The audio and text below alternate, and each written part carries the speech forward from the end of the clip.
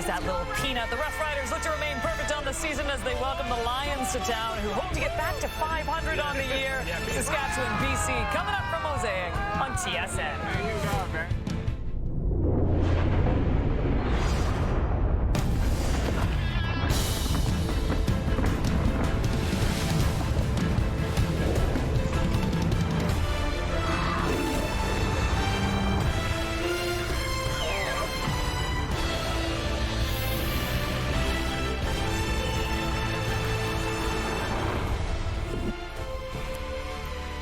With Trevor Harris on the one-game injured list due to a head illness designation, it will be Jake Maier under center for the Riders tonight. The veteran QB, no stranger to the spotlight, appearing in 66 career CFL games, but all with the Stampeders. And it's all about the backups today, with Nathan Rourke still nursing that oblique injury. The Lions will once again turn to Jeremiah Masoli. The 36-year-old struggled in BC's loss to Winnipeg, maybe a little more comfortable in this one. I know that these two guys are already comfortable on the panel. We got Enoch Mwamba, Paul Lapolis as we get set for some Saturday evening/night action in the CFL. And Lapo, let us begin with Jake Maier. Look, we've seen him play over the years, but now getting this first start with the Saskatchewan Roughriders, what are you expecting from him tonight? Yeah, a couple of years ago, Jake Maier really struggled completing passes. He was worse in the Canadian Football League at only 68%. 3 years ago, 2 years ago. Last season, he made a big jump when he was still with Calgary. He was 73%. And that's what Trevor Harris is right now. So is he going to handle this new system of Mark Mueller's? Obviously, they've had a relationship, and there's some Calgary stuff. But I think with the experience of last year, him completing, being the guy that they want. Quick completions, high completion percentage, put them in a position, where they can move the ball down the field and get their touchdown. They've got 10 offensive touchdowns, most in the CFL. I'm looking forward to seeing how he operates in this system with Mark Mueller. On from him is the fact that he was inconsistent, right? They want to see consistency with Jake Maier tonight. And you look at the makeup of this team, it's so interesting. We were talking about it off air. They score amongst the top in the league with 98 points per game. And 98 points in division right now, and they're leading division, but they also give up so many yards. They have 100,000 points coming into this week. They gave up in the air, so they have to do a good job of giving the ball back to Jake Maier, but Jake Maier also has to do a good job because Trevor Harris was averaging, put up 806 yards already. He's going to have to put up points. Just get AJ Olette the ball, and that'll help too. Definitely helps. Fine, and let the defense do Make it nice and simple. Don't overthink it. Give AJ Olette the ball. Listen to Lapo, everyone. I mean, did you see what happened to flag football in the States? I mean, the man knows what he's talking about. CFL from the Heartland coming up right after this.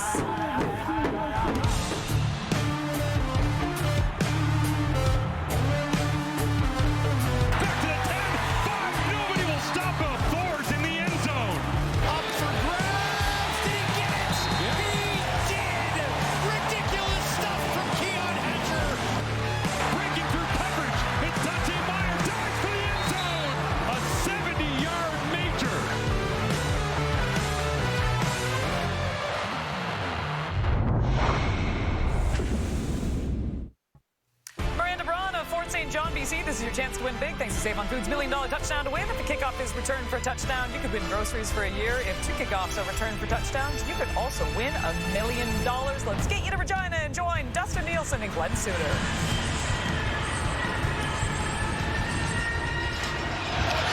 It's a nice little Saturday evening in Regina as Week 4 rolls into Mosaic Stadium.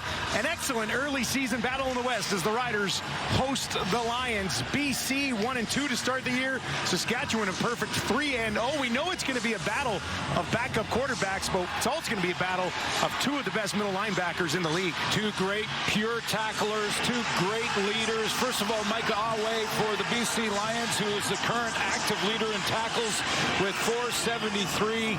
And then on the other sideline, it'll be Jameer Thurman, the leader of that Saskatchewan defense, who has 22 tackles after 3 weeks. That's first in the Canadian Football League.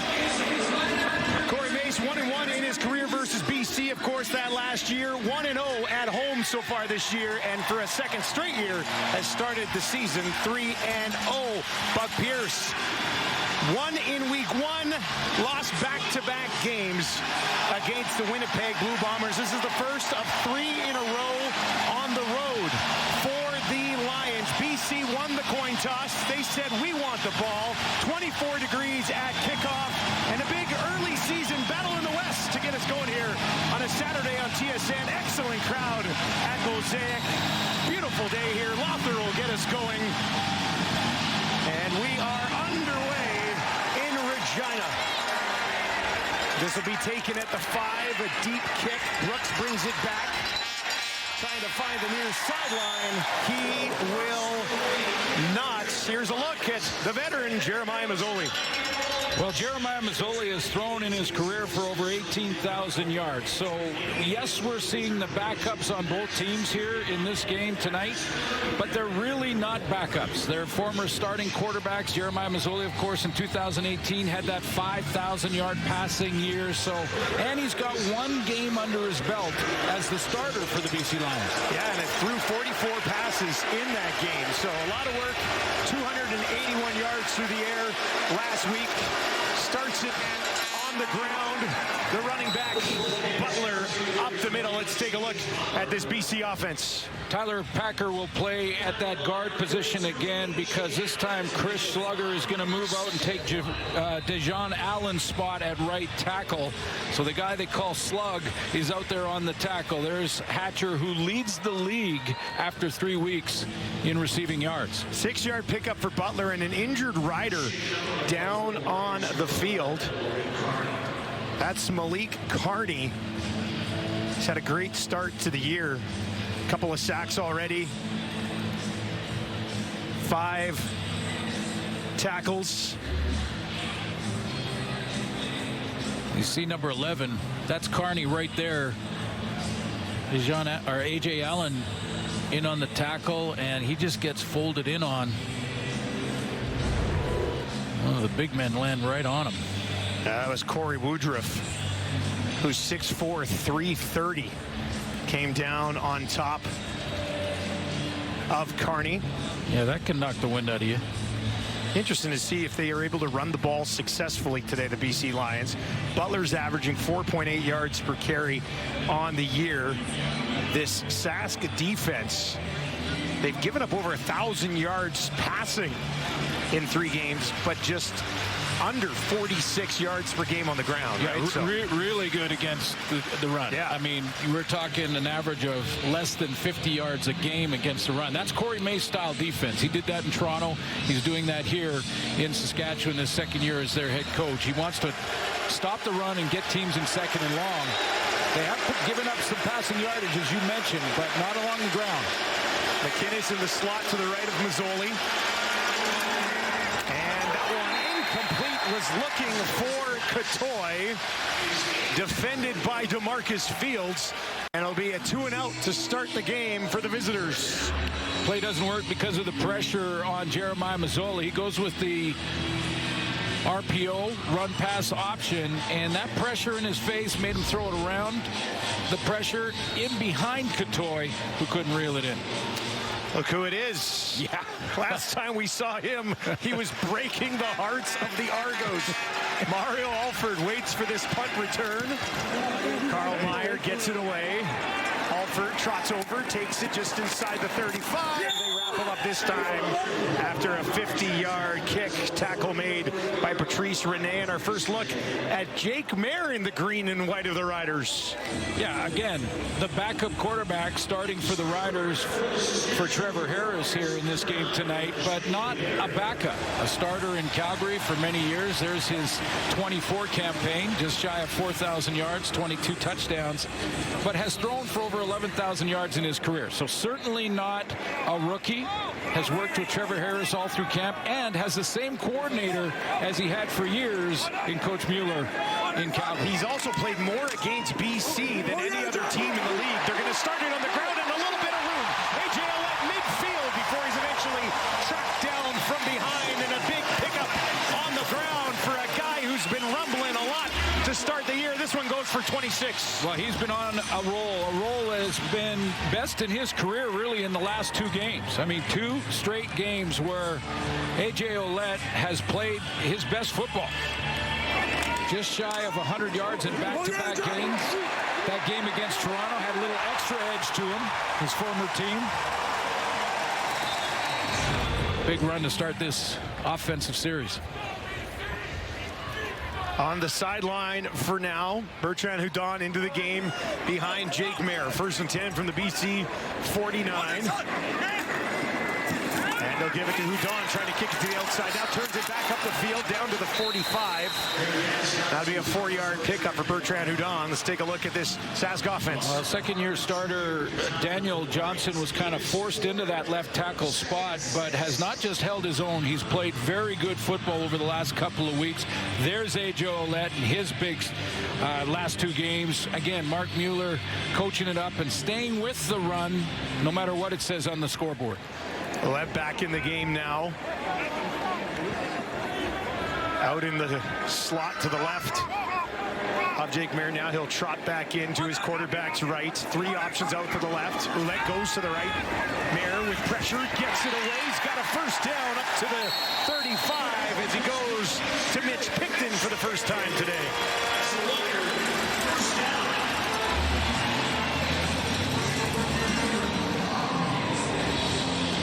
Little bang route. Go inside, bang back to the outside. And Jake Mayer, as he was fading away from pressure, hits him right in the money. First drive of the game for the Riders. Coming together nicely so far. They've marched up to the BC 35. Mayer with 3 receivers out to his right. Tucks it into the belly of A.J. Ouellette. Finds some room again, lunging ahead, almost enough for another Rider 1st down. Looks like they'll give him 9. Right now, the Lions defensively have got Matthew Betts going to the inside gap there. That's called the B gap between the guard and the tackle. And because they're doing that, that's the 2nd run in a row. You watch how Matthew Betts comes inside here. So they're really giving up contain on the edge. That's allowing Jamarcus Hardrick to turn that corner, seal the edge, and allow A.J. Ouellette 2 big runs outside. 39 yards on 3 carries for the Riders. Tommy Stevens into the game now. He's 10 of 11 in short yardage situations this year. Pushes that one ahead. There's a flag, and the only one that he didn't actually pick up was on a penalty that came back. So outside of flags, Stevens has been perfect so far this season.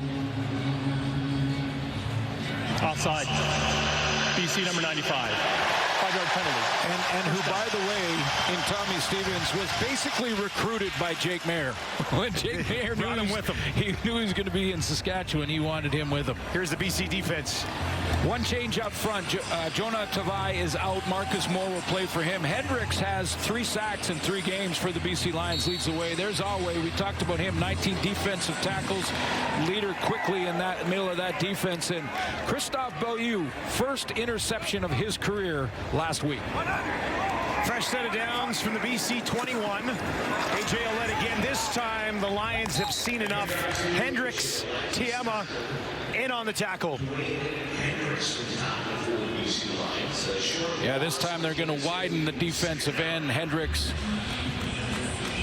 had enough of that off the right side type of run play. Tehema steps up. But they widen their splits. The splits are the distance between each player. The interior defensive line players, that tackle, that's the split in there. Those are the splits in between players. So 2nd and 10, passing situation, and flags here. Look like an offensive lineman. Saskatchewan number 65. 5-yard penalty. Remains 2nd down.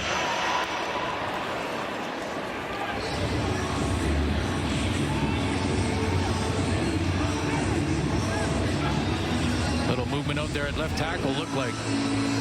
That's Daniel Johnson. Yeah, I mentioned Daniel Johnson playing well, and he's kind of pushed into that starting role at left tackle, which is a very difficult blind side of a right-handed quarterback. 72, according to PFF, 72 pass protection plays, not giving up a sack. 2nd and 15 for Mayer. Under pressure, steps underneath it, but misses his running back. And that'll set up a field goal attempt here for Brett Lothar. That's a tough position to be in. Part of the 24 draft for the Saskatchewan Roughriders, Daniel Johnson 72 pass pros, not one sack given up. That's more than holding your own. You're getting a start. You're doing okay there. Yeah. You're doing okay there. 25-year-old out of Purdue. Now we get to Lawther, just 50% on the year, 4 for 8. 34-yarder here, and that one is up and through. So a good start to the game for Brett Lawther, and a pretty good start to the game for the Riders. We'll get a look at Jeremiah Mazzoli. He'll have the ball when we return to Mosaic in Regina.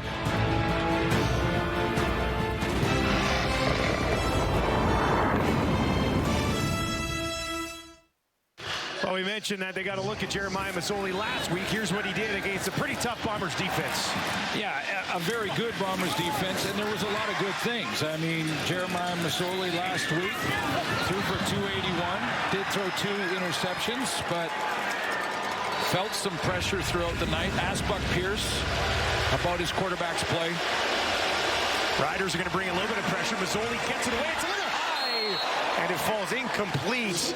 He was looking for 5'7" Jermaine Jackson. If that's McInnes or Catoy over there, they probably haul it in. Yeah, they make the catch. But I asked Buck, I said, specifically about, his play, about Jeremiah Mazzoli's play. The former quarterback and now head coach said it was about 3 or 4 decisions that we could be better at. That it was just a couple of plays where a different decision keeps us in the fight. And it wasn't blaming Mazzoli by any stretch of the imagination. It's a team game, but so those would be the corrections.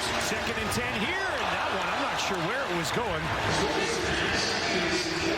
Jameer Thurman got turned around on it. I think that was tipped at the line of scrimmage, possibly. Micah Johnson getting the big mid up there. Watch the veteran with the bull rush on Michael Couture and gets that hand up to knock it down. Still getting it done. Has 1 quarterback sack on the season, 6 last year. He had 3 tackles last week as well. Here's Alford. Takes it at his own 20. And a good tackle down the field immediately by Patrice Rene. Jake Mayer points on the board in that first possession for the Riders. He'll have the ball again when we return on TSN.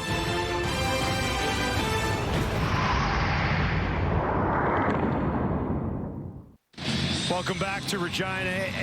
Any sport, any season, you want to have a good start. The Riders have managed to do that each of the last 2 years here, Suits. Yeah, very consistent out of the gate. And when you look at their record of 3-0 to get the season started, get you in a nice position, top of the division, and everyone chasing you.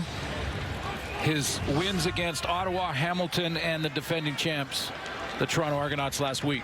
I don't want to read too much into it, but with Jamarcus Hardrick, when he starts, they're 7-1 dating back to last year. Remember, he got hurt early last year after that great start. There's a throw down the field, and Keyshawn Johnson tried to one-hand it, covered well by Ronald Kent Jr.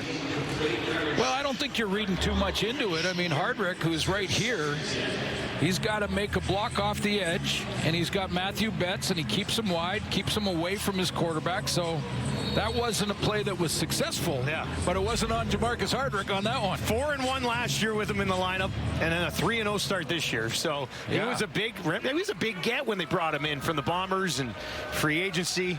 And when he's been healthy, they've won games.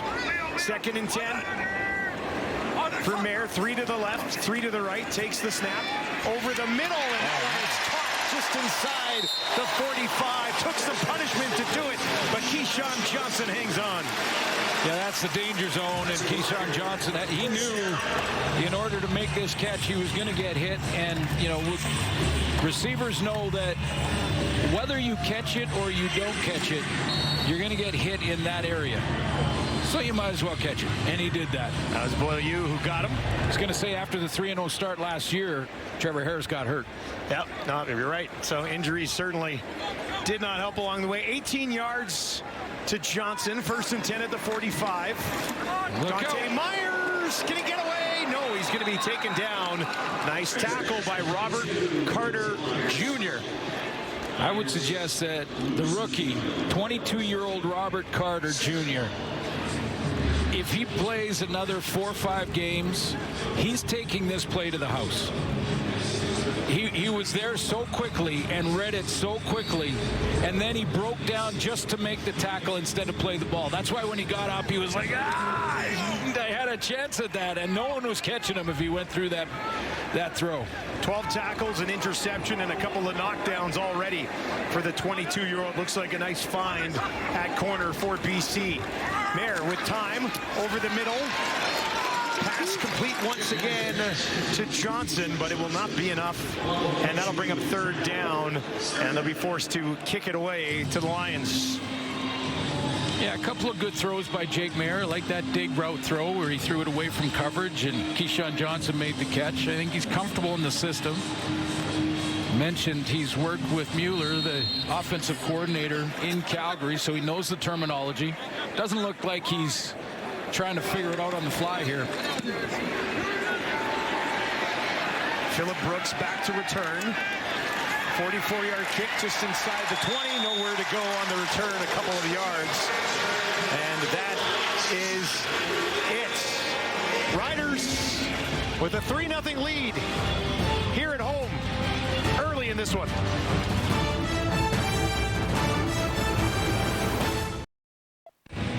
Well, the Indigenous logos look spectacular once again here today in Regina. For more on this, let's send it down to Britt Dorn.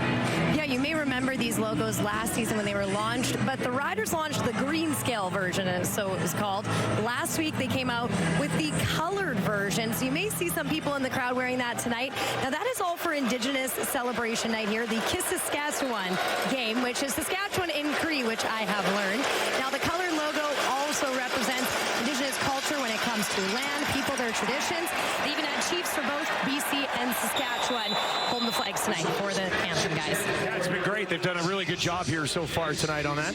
The logos are outstanding. They always look so good, don't they? Are Pass outstanding. interference. Saskatchewan number 22. Automatic first down. This is a pass interference, a little bit of a mugging here down the field. I believe it was the intended target was Justin McInnes. Because it's a point of foul, you can be the judge yourself. Was that enough?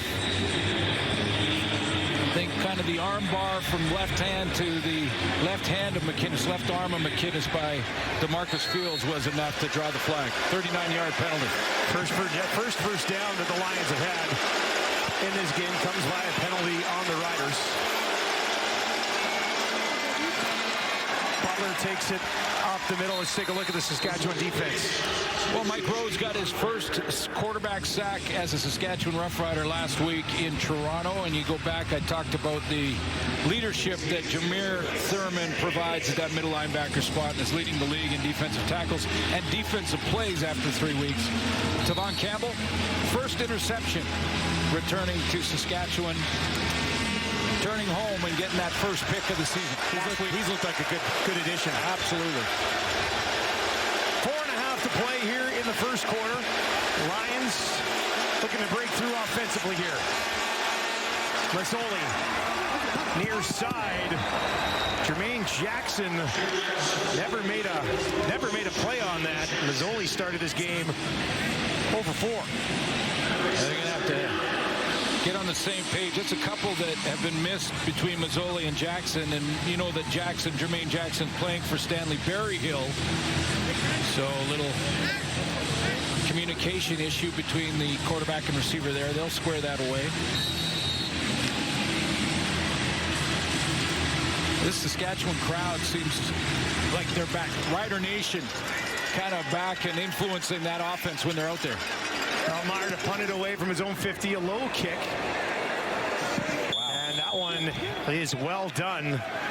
They are going to mark that out at the 10-yard line, a 38-yard kick. That's his 4th that he's put inside the 10 this year for Carl Meyer. More with A.J. Ouellette.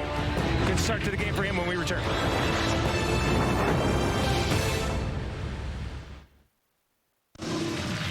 A.J. Ouellette has been on a bit of a roll to start the season, averaging more than 6 yards per carry, and had another good one last week. Yeah, he did. 17 carries in the backfield, 91 yards, just shy of that 100-yard mark, and a touchdown against his old team. It's got to feel good, doesn't it? Yeah. Grind it in there a little bit against the old club. So this stretch here is the best two-game stretch of his career, over 180 yards. I looked it up earlier. He's hit 100 yards just twice in a game. I don't know if I looked it up because I'm feeling maybe it happens today, but he's been very consistent over the last couple of weeks. Yeah, and we're just getting started tonight, and he's at 35 yards rushing on 3 carries. That big one to start things out, the very first series for the Riders, but he's back and healthy again, and that's been one of the issues when it comes to A.J. Ouellette, those injuries that crept in there last year. He's got a couple of touchdowns already on the season as well. Stands into the right of Jake Mayer. They give it to him, another big hole, and he continues to churn those legs. First down, Riders. Have yourself a first quarter here. A.J. Ouellette, 13 more. Well, we talked in week 1 about A.J. Ouellette and what he did in the offseason to lose some weight, work on his foot speed, become a little bit quicker in the open field, and you saw an example of that in that run.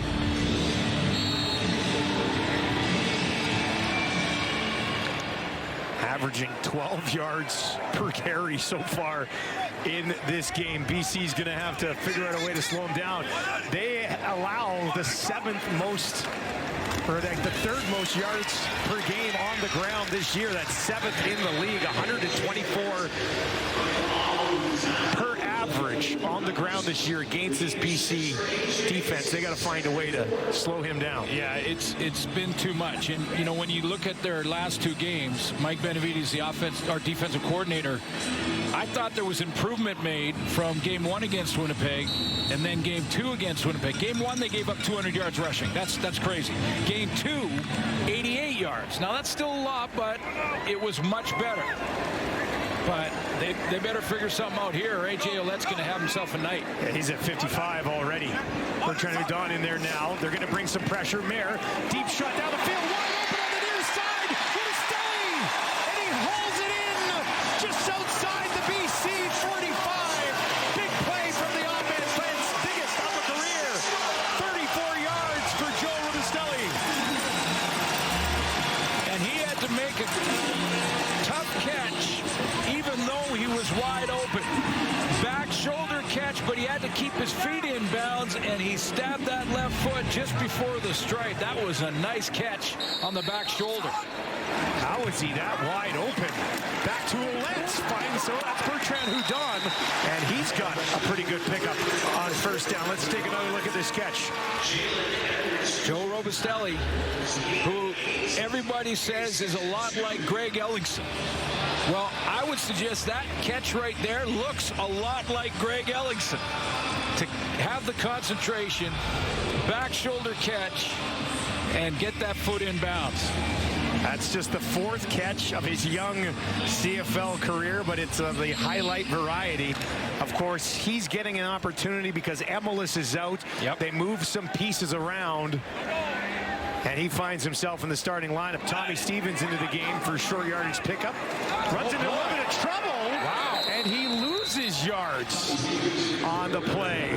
That is rare for Tommy Stevens. Thibaut Debaye, who comes in as the extra defensive line, sometime on a rotation basis and sometimes just in short yardage. I think it's Debaye that is going to make the play here. You can't do this against Tommy Stevens. I mean, he never gets stopped. Look at the push by number 40. I mean, that's pushing the line of scrimmage 3 or 4 yards back into Tommy Stevens' face. He's tired of hearing about how good Tommy Stevens is. Yeah, enough already. All right, so it pushes them back. They're not going to go for it because they lost 2 yards.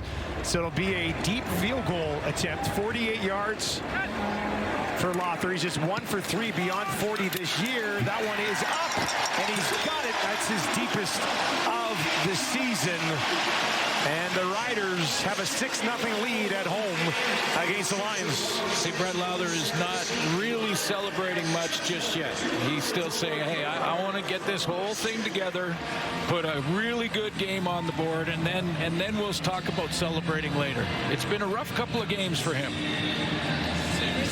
Of Corey Mace has nothing but confidence in his kicker. He said that a few times, hasn't he? Yeah. I mean, he really has Lowther's back. Yeah, he said he's a veteran. He's been through it before. He'll bounce back. His teammates believe in him, and he's 2 for 2 tonight. Jeremiah Mazzoli is 0 for 4 so far in this game. Flags as the ball is snapped. Procedure. BC number 57. 5-yard penalty. Remains first down. The O-line and quarterback thought it was on 2. The receivers thought it was on 1 because they were a good 10 yards past the line of scrimmage. Again, Nathan Rourke, the starter, close to playing in this game tonight, but he has that midsection core injury, and being extra precautious with him early in this season.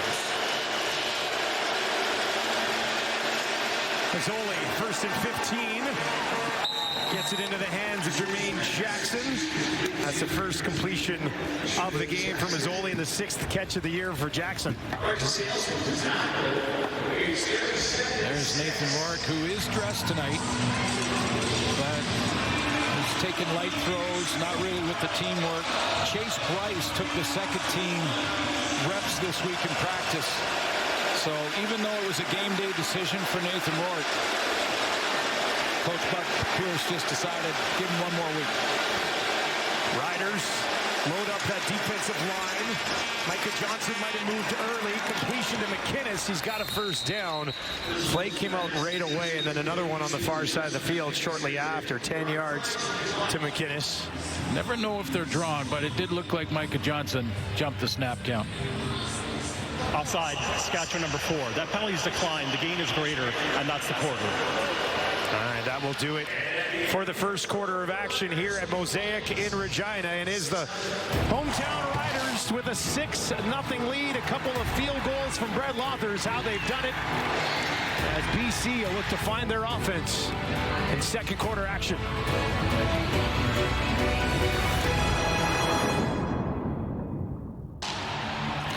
Well, we were talking about A.J. Ouellette coming into this game. He's on one of the best stretches of his career right now because over 180 yards last 2 games and well on his way to surpassing that here tonight. Well, after 1 quarter, A.J. Ouellette is on pace for a 200-yard game. So he'll take it. Yeah, and that's what, you know, I'm sure Buck Pierce is talking about to his team right now in this break is we've got to stop the run, got to stop A.J. Ouellette. That's been the difference in this first quarter. And the other aspect of that, when you've got the run game going, you take a look at the stats and look at that bottom line, time of possession. So right now the BC Lions are looking at a long night for their defense. Well, it should make things easier for Jake Mayer too, right? With that running game established here early. Mazzoli trying to get something going for BC. They'll go on the ground. Good jump cut by Butler. Ball pops out. Riders are on it. Was Butler already down? We'll have to get another look at this. They're going to say Saskatchewan ball. Lake Courtney Moore came out of the pile with it.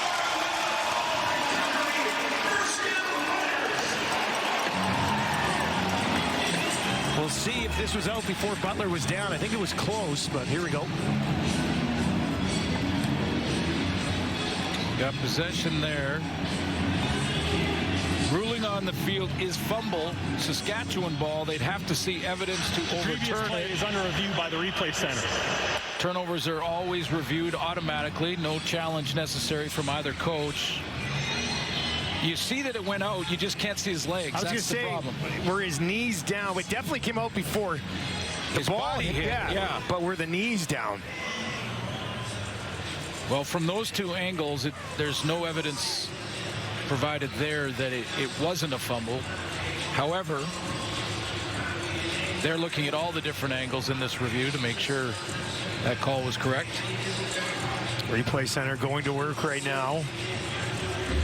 Big call early in this game, 6-0 game, ball's right at midfield. Here's another look at it, a bit of a different angle. Let's see when those knees. Knee is down there. Now,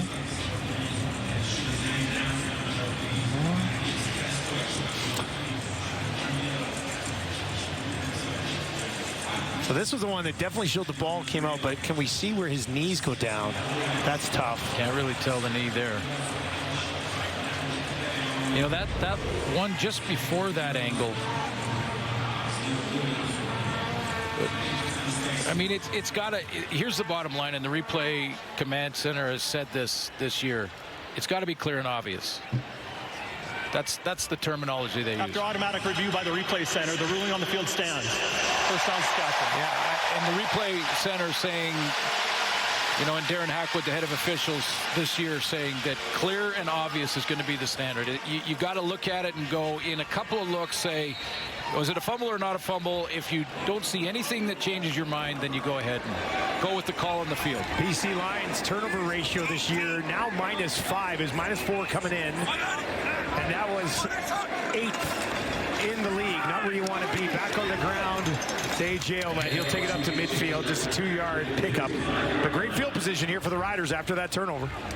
Yeah, first down away from at least another field goal attempt, but chance to get the offense some traction here and get a couple first downs. But again, you saw the time of possession after quarter one. That BC defense back on the field now after a turnover. And people always say, well, why is it that only the defense gets tired and the offense doesn't when they're out on the field winning the time of possession? The offense knows where they're going. The defense has to react to it. It's a big difference. Jake Mayer looking to throw here. Deep shot, far sideline. Up for grabs, incomplete. Dante Myers working against Gary Peters on that one. Yeah, that's the vet. The vet in Gary Peters. Myers going to come from off the line of scrimmage. It was a legal formation, a little inside cut. Peters not fooled by that. Looking through the receiver to the football, realizing it's going to run. They're going to run out of room and not getting the pass interference call. Joe Couch stands on his 40. Phillip Brooks will wait to return this on his own 10 out of Kansas State. That will bounce out of bounds. Just inside the BC 15, 42-yard kick from Joe Couch. Mazzoli looking to get something going for this BC offense when we return to Mosaic on TSN.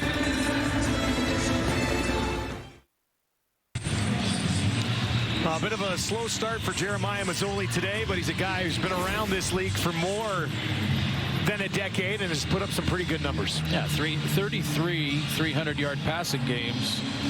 That's not chump change. That's 18,000 yards passing. So he can get it done, but he sure hasn't so far tonight. 5,000-yard season in his career as well. Try on the ground again. Butler pushing ahead, takes it out to the 20. That's a 7-yard pickup and their longest carry of the ball game. Well, what he's facing, though, is this Rider defense that I think has got better as the season has progressed. Game in, game out, they seem to be getting better. We talked about them stopping the run. And the scary part, if you're a BC Lion fan right now, is that the Rider defense in this first quarter and a bit have not done anything exotic. They're not sending blitzes. They're not getting crazy with secondary blitzes or anything like that. They're just playing real base defense and making it tough on Mazzoli. 2nd and 3 for Mazzoli here. Back up the middle on the ground, and that is a first down for James Butler. And maybe that's how they get the offense going here. Yeah, this can really help. And you start to get Jameer Thurman right at the line of scrimmage and force the defensive coordinator, in this case it's Corey Mays, force him into run blitzing, force him into getting more players at the line of scrimmage. And when you do that, there's room behind them to throw the football.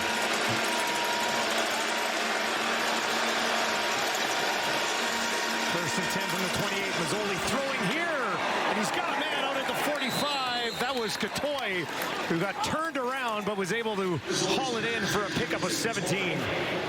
Saw a great video of the BC Lions coming out of training camp up in Kamloops, and they were talking about their nicknames, and they just walked by the camera. It's online. Walk by the camera, and they talk about their nicknames. Well, here goes Butler. Here goes Butler up to the 50, down to the 40, all the way to the 30. Would not be taken down. Eventually, Campbell finished him off, but a big pickup for James Butler. Couture, by the way, was Big Cat. Big Cat. And Butler is JB. And JB makes a play here. Beats the tackle at the line of scrimmage and bounces it. I heard them yelling there. Go JB, there's Hatcher. It's his first catch of the ball game. And another first down, and the BC Lions all of a sudden are marching. Hatch. They call him Hatch. He makes a catch on the drive. Call the plays on the line of scrimmage to try and get a little rhythm. Empty backfield. It's only throwing again. Hatcher end zone touchdown. BC Lions, just like that out of nowhere, drive the field and find the end zone.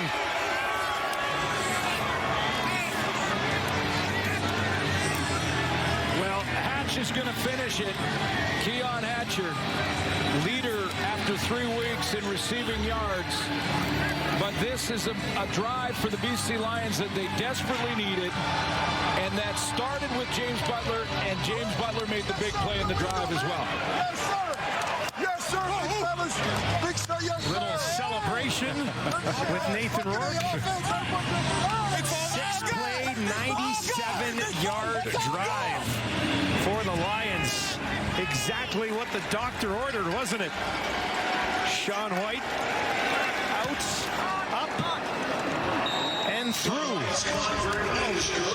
And we've got a 1-point game here in Regina. Second touchdown of the year for Keon Hatcher. The league's leader in receiving yards finds the end zone.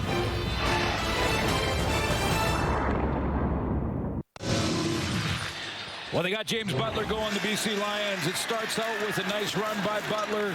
Got a first down with a couple of carries. He bounces this one for over 30 yards. James Butler in game 1 versus Winnipeg rushed for 27 yards. In game 2, it was only 44. On that drive alone, he had 53 yards rushing, capped off by the Keon Hatcher touchdown catch. Get the offense going on the ground. That's what they did, and then Mazzoli finished the job.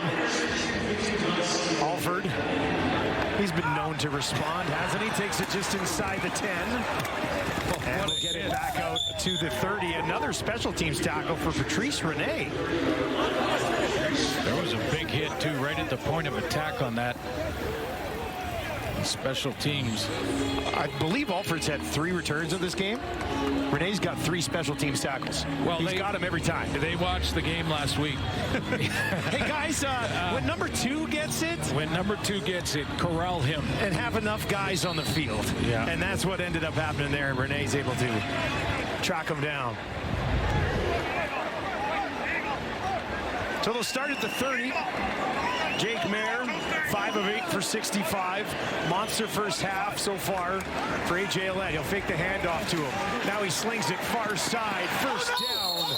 Unless it was bobbled. Oh, Dante Myers will want that one back. I'm not going to give him an alibi, but their son just setting right near that sideline.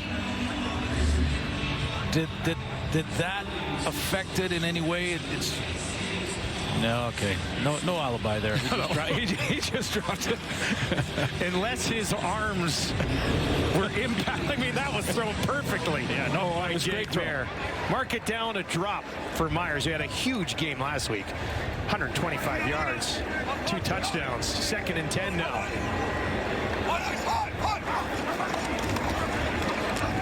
Mayer has that batted down. Matthew Betts, I believe, right in front of him.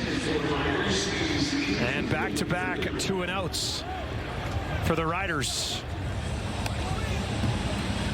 Matthew Betts still looking for his first quarterback sack of the 25 campaign, but has provided a ton of pressures, which is tracked as well, and he'll get the knockdown on that play. We have DTs. I got you. Good job, D. Should be decent field position for Jeremiah Mazzoli. Couch stands on the 15. That will bounce at the 43. And then the Lions bounce and it ends up bouncing out. We'll mark it down at the 48. So we'll see if BC, after just a 32-yard kick, can build on the drive they just put together. Well, I'm sure that Corey Mays in that break went to his defense guys, hey, we're a run-stopping defense. We're averaging 45.3 yards a game against along the ground. And Butler just ran for 50 in one series. And has 63 so far in the game. So already surpassing those regular Rider numbers. They like to get him involved in the passing game a little bit as well. None of that yet. They'll go back to him here. Thurman there to throw him down. Lead by example, Jameer Thurman. And if it wasn't Corey Mace, I guarantee it was Thurman reminding his guys, gap responsibilities, all scrape. Scrape meaning the D linemen take their gaps and he scrapes to the opening and makes the tackle on the running back. You want to keep that middle linebacker free so he's not blocked by a big man. Crowded Mosaic trying to get behind this defense. 2nd and 6. Early movement. Mazzoli on the run. Tracked down. Ball pops out. It'll be blown dead though. Sent pressure. Sent C.J. Rivas. I think the Riders were offside unless they were drawn. I think the Riders were offside here, but a little bit of a longer discussion.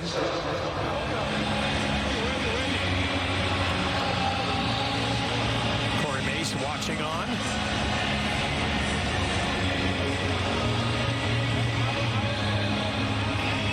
There was early movement from the Riders on the defensive side of the ball. However, it's sometimes difficult to see if there was any flinches up front from the offensive line. And right now the replay center is helping. Saskatchewan number 95, intentional grounding, BC number 11. Both penalties will offset. It's still 2nd down. So it wasn't a fumble, but because it was behind the line of scrimmage, so because there was no running back or receiver near where the ball bounced, that's intentional grounding. You see, it was Baldonado, I think, that was offside. And then this is grounding because there's no back near it. However, no Lions receiver in the vicinity. So we'll do it again. 2nd and 6. Mazzoli moving Jermaine Jackson down in the slot to his right. Riders send 4. Mazzoli pressured out of the pocket on the run. 1st down and a slide for the Lions quarterback.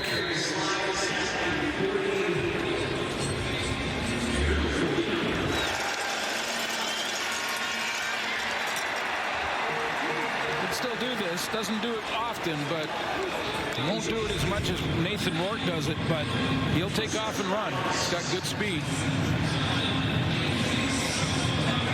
Just 3 yards rushing in his first start last week against Winnipeg. Rourke in his first game against Edmonton. And a little bit of that second game against Winnipeg before he's hurt had over 100 yards rushing.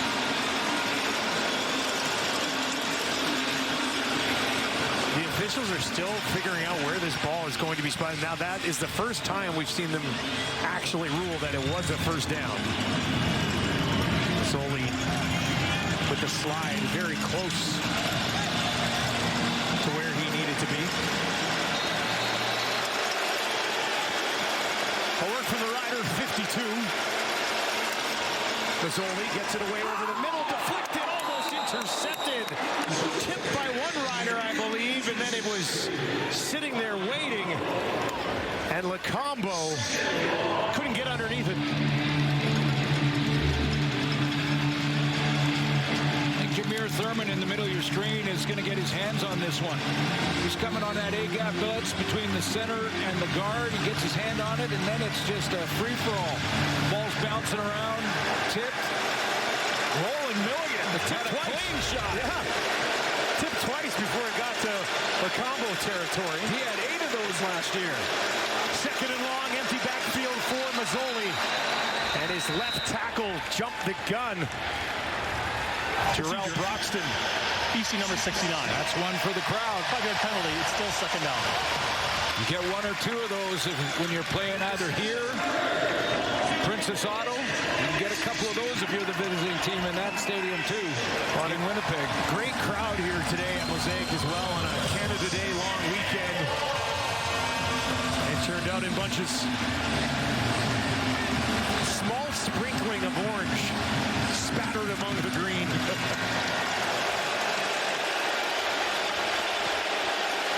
6.5 to go, first half, 2nd and 15. Lions. Mazzoli dumps it off. There's Butler out of the backfield. Has some blocks, but not enough. Takes it down inside the 50. Now is it out of range? The wind would be at his back here, but I'd be surprised if they bring Sean White out for this one. By the way, when all the guys were walking by the camera telling their nickname in Sean White, we mentioned Katoy as Big Cat, James Butler, JB, so they'd walk by the camera and they'd say Sean White walked by and they asked him and he said, old man. Let's just call a spade a spade. Sean White's been kicking in this league for 17 years, so makes sense. They're not going to put him out there. It's too far. Yeah, this would have been about a 55, 56-yarder. Carl Meyer will play the field position game. Drops it in there, low kick. Morrow Alford takes it at the 10. Alford looking to find some room on the far side of the field. Multiple flags here anyway as he takes it out just shy of the 40. But this will be coming back for the Riders.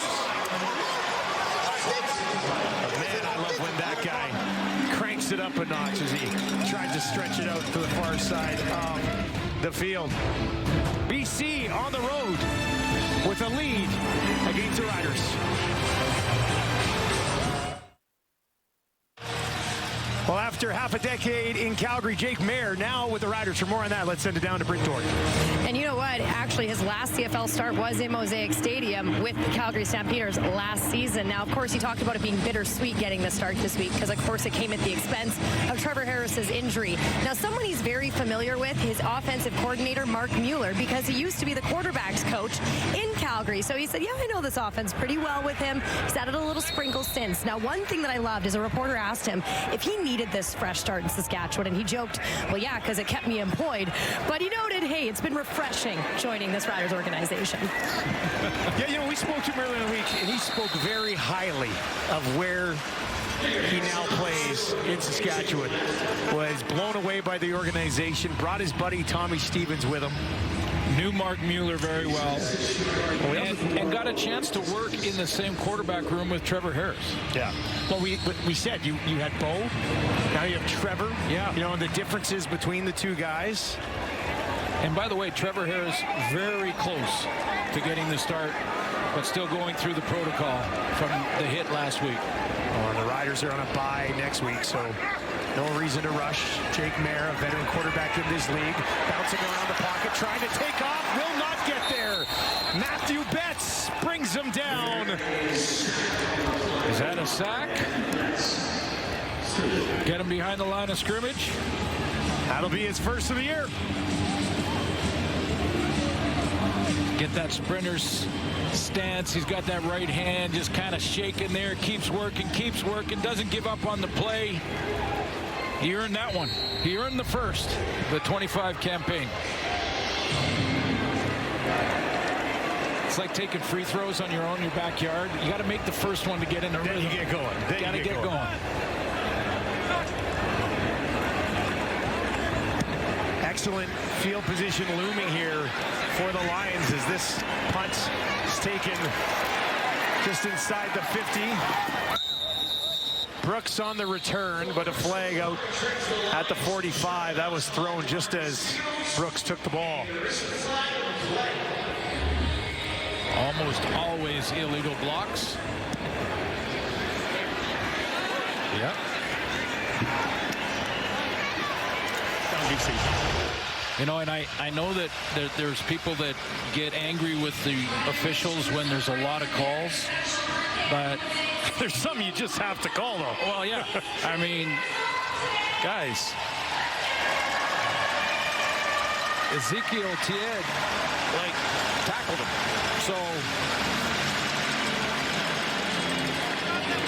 So a 62-yard swing after a pretty good punt, and then the penalty tossed on. And Mazzoli will start with the ball here on his own 38, 3.5 to work with.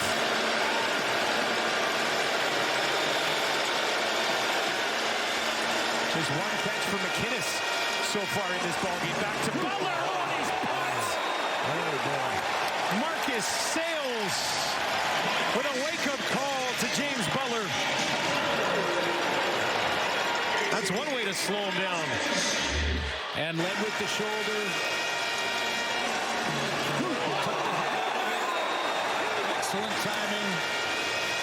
And Butler hangs on and walks right back to the huddle.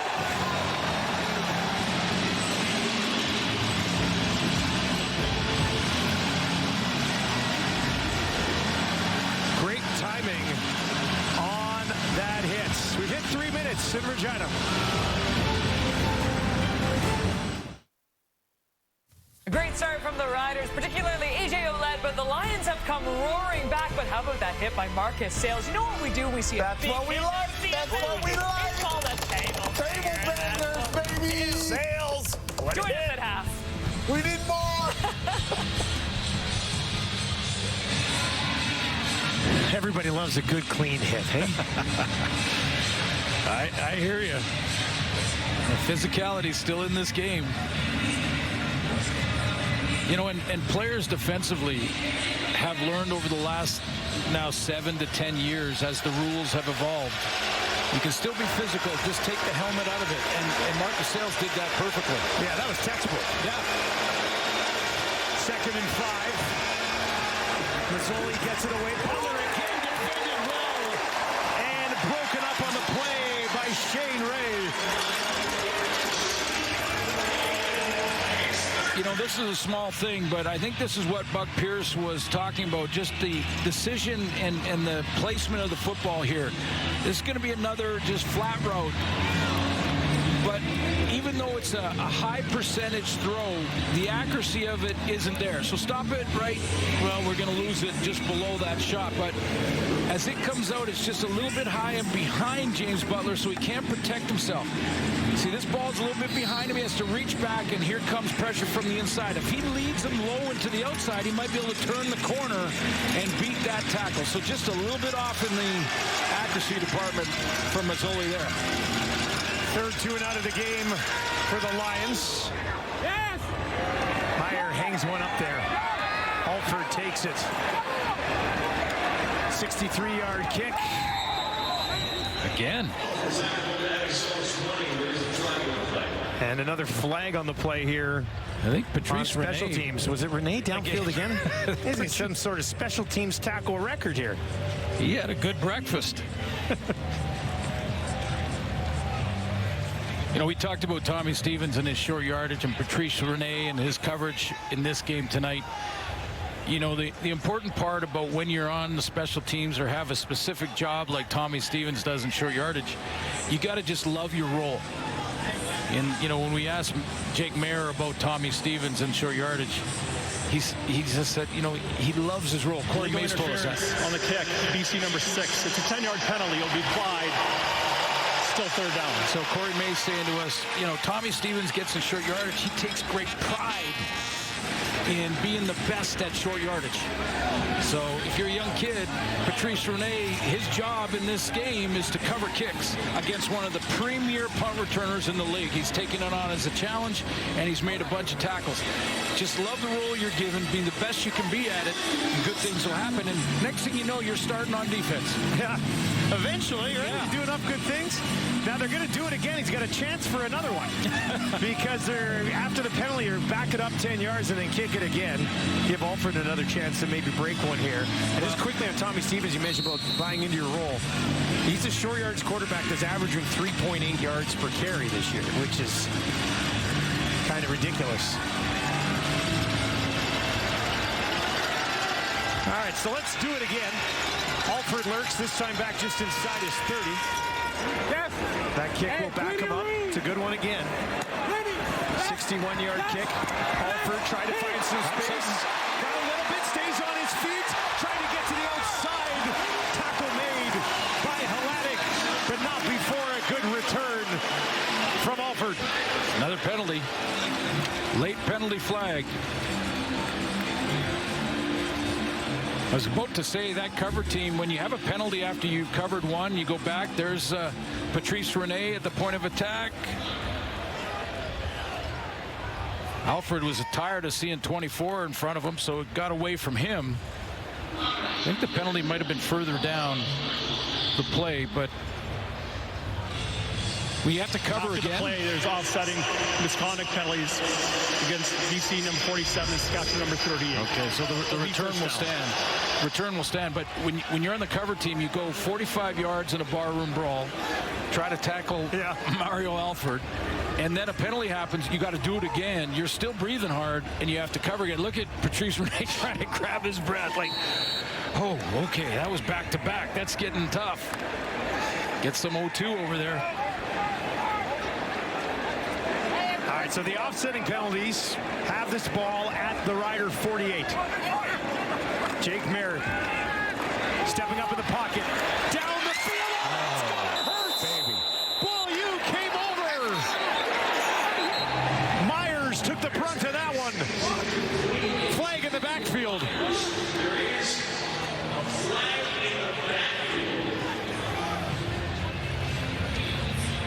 Well, the hit looked clean. Again, we'll have to take another look at it. The flag foul roughing the passer, BC number 90. 15-yard penalty. First down. All right, so Matthew Betts for roughing the passer. We'll take a look at the penalty. There's Betts. Bottom of your screen. Ball gone. Oh. Oof. Okay.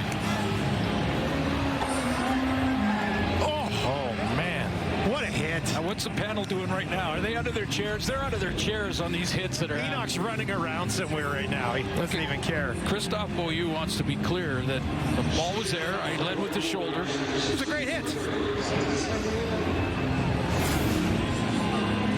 Take a look at that 24 draft. There's 3 key starters in this game. Christophe Beaulieu, one of them. He went 26.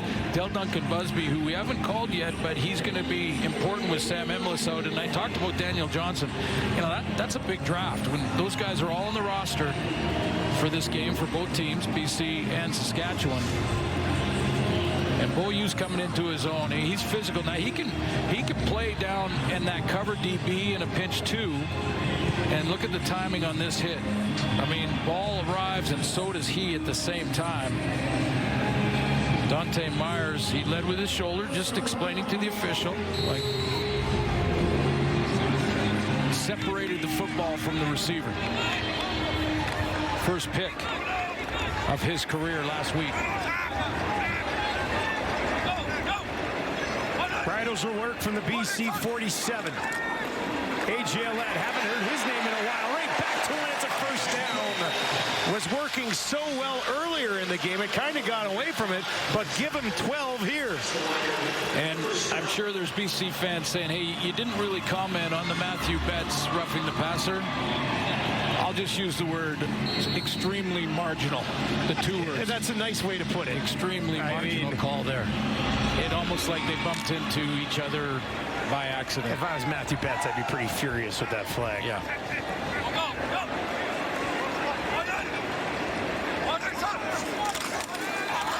A.J. Ouellette again. Found a bit of a hole. Takes it down just shy of the BC 30. But a nice drive being put together here by the Riders, looking to get some points before the end of the half. 76. Boy, they really have had success in this one tonight when they get A.J. Ouellette going. You know, whether it's in first or second down, can use him in the screen game too. He's got to take a rest in this one on second down, but he has been the key. When they've gone away from him, BC's defense stepped up.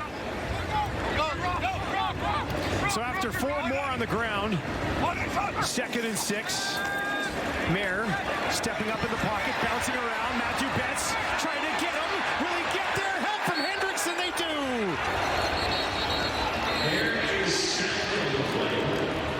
Betts is slow to get up. Is that friendly fire there? Because Hendricks came in as well. Jake Mayer had nowhere to go. Well, it looked like Matthew Betts was favoring his arm, but I'm not sure that's where he got hit. Swim move, textbook swim move, comes back after Mayer keeps bouncing around, and I think he might have got it right there. See Hendricks? Yeah, he did. Well, let's see.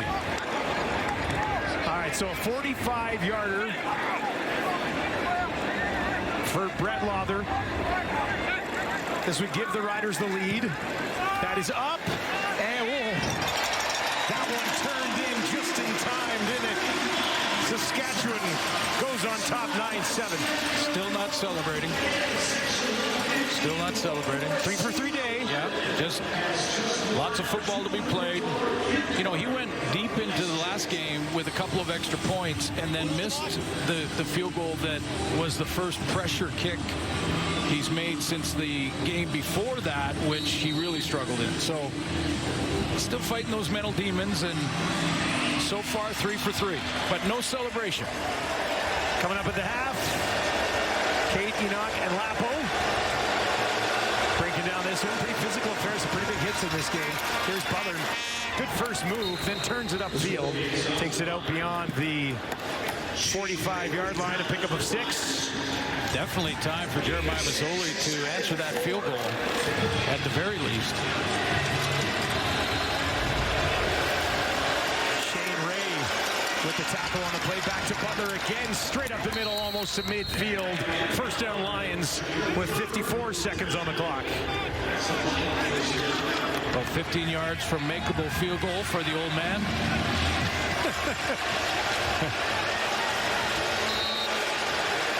Sean White's long on the season. 43. Mazzoli wants to throw here. Wide open. Jackson's got it inside the 50. And down to the 48 with 44 on the clock as BC moves quickly. 8-yard pickup there.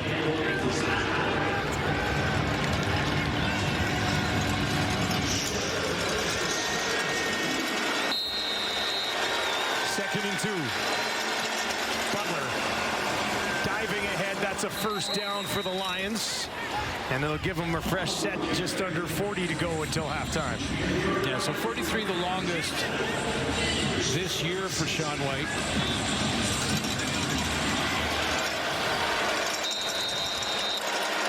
And if they need to go to him, he's hit 18 in a row. Mazzoli, flag, deep shot, hauled in down to the end zone, touchdown BC, but I think it's coming back. I think it was actually McInnes who got the touchdown. Offside. That jumped. Number 18. 5-yard penalty. It was. First down. A little more wind down there by the official. There's down at the bottom is Justin McInnes. See ahead of the snap? Yep. Saw man-to-man coverage. No safety help. And thought this might be a chance for a big one. He actually got it, but jumped the gun.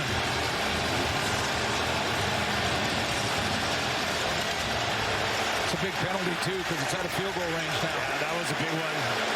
Tough one to take for McInnes. Clearly, though, to be called.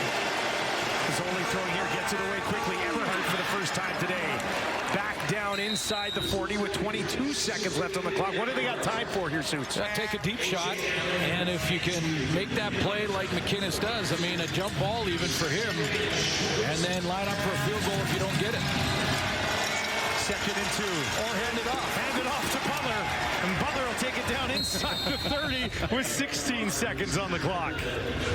Or hand it off up the middle. And now in makeable range, 2 timeouts for the Lions still. 3 to the right, 3 to the left for Mazzoli. Clock ticks. Mazzoli with some time, far side.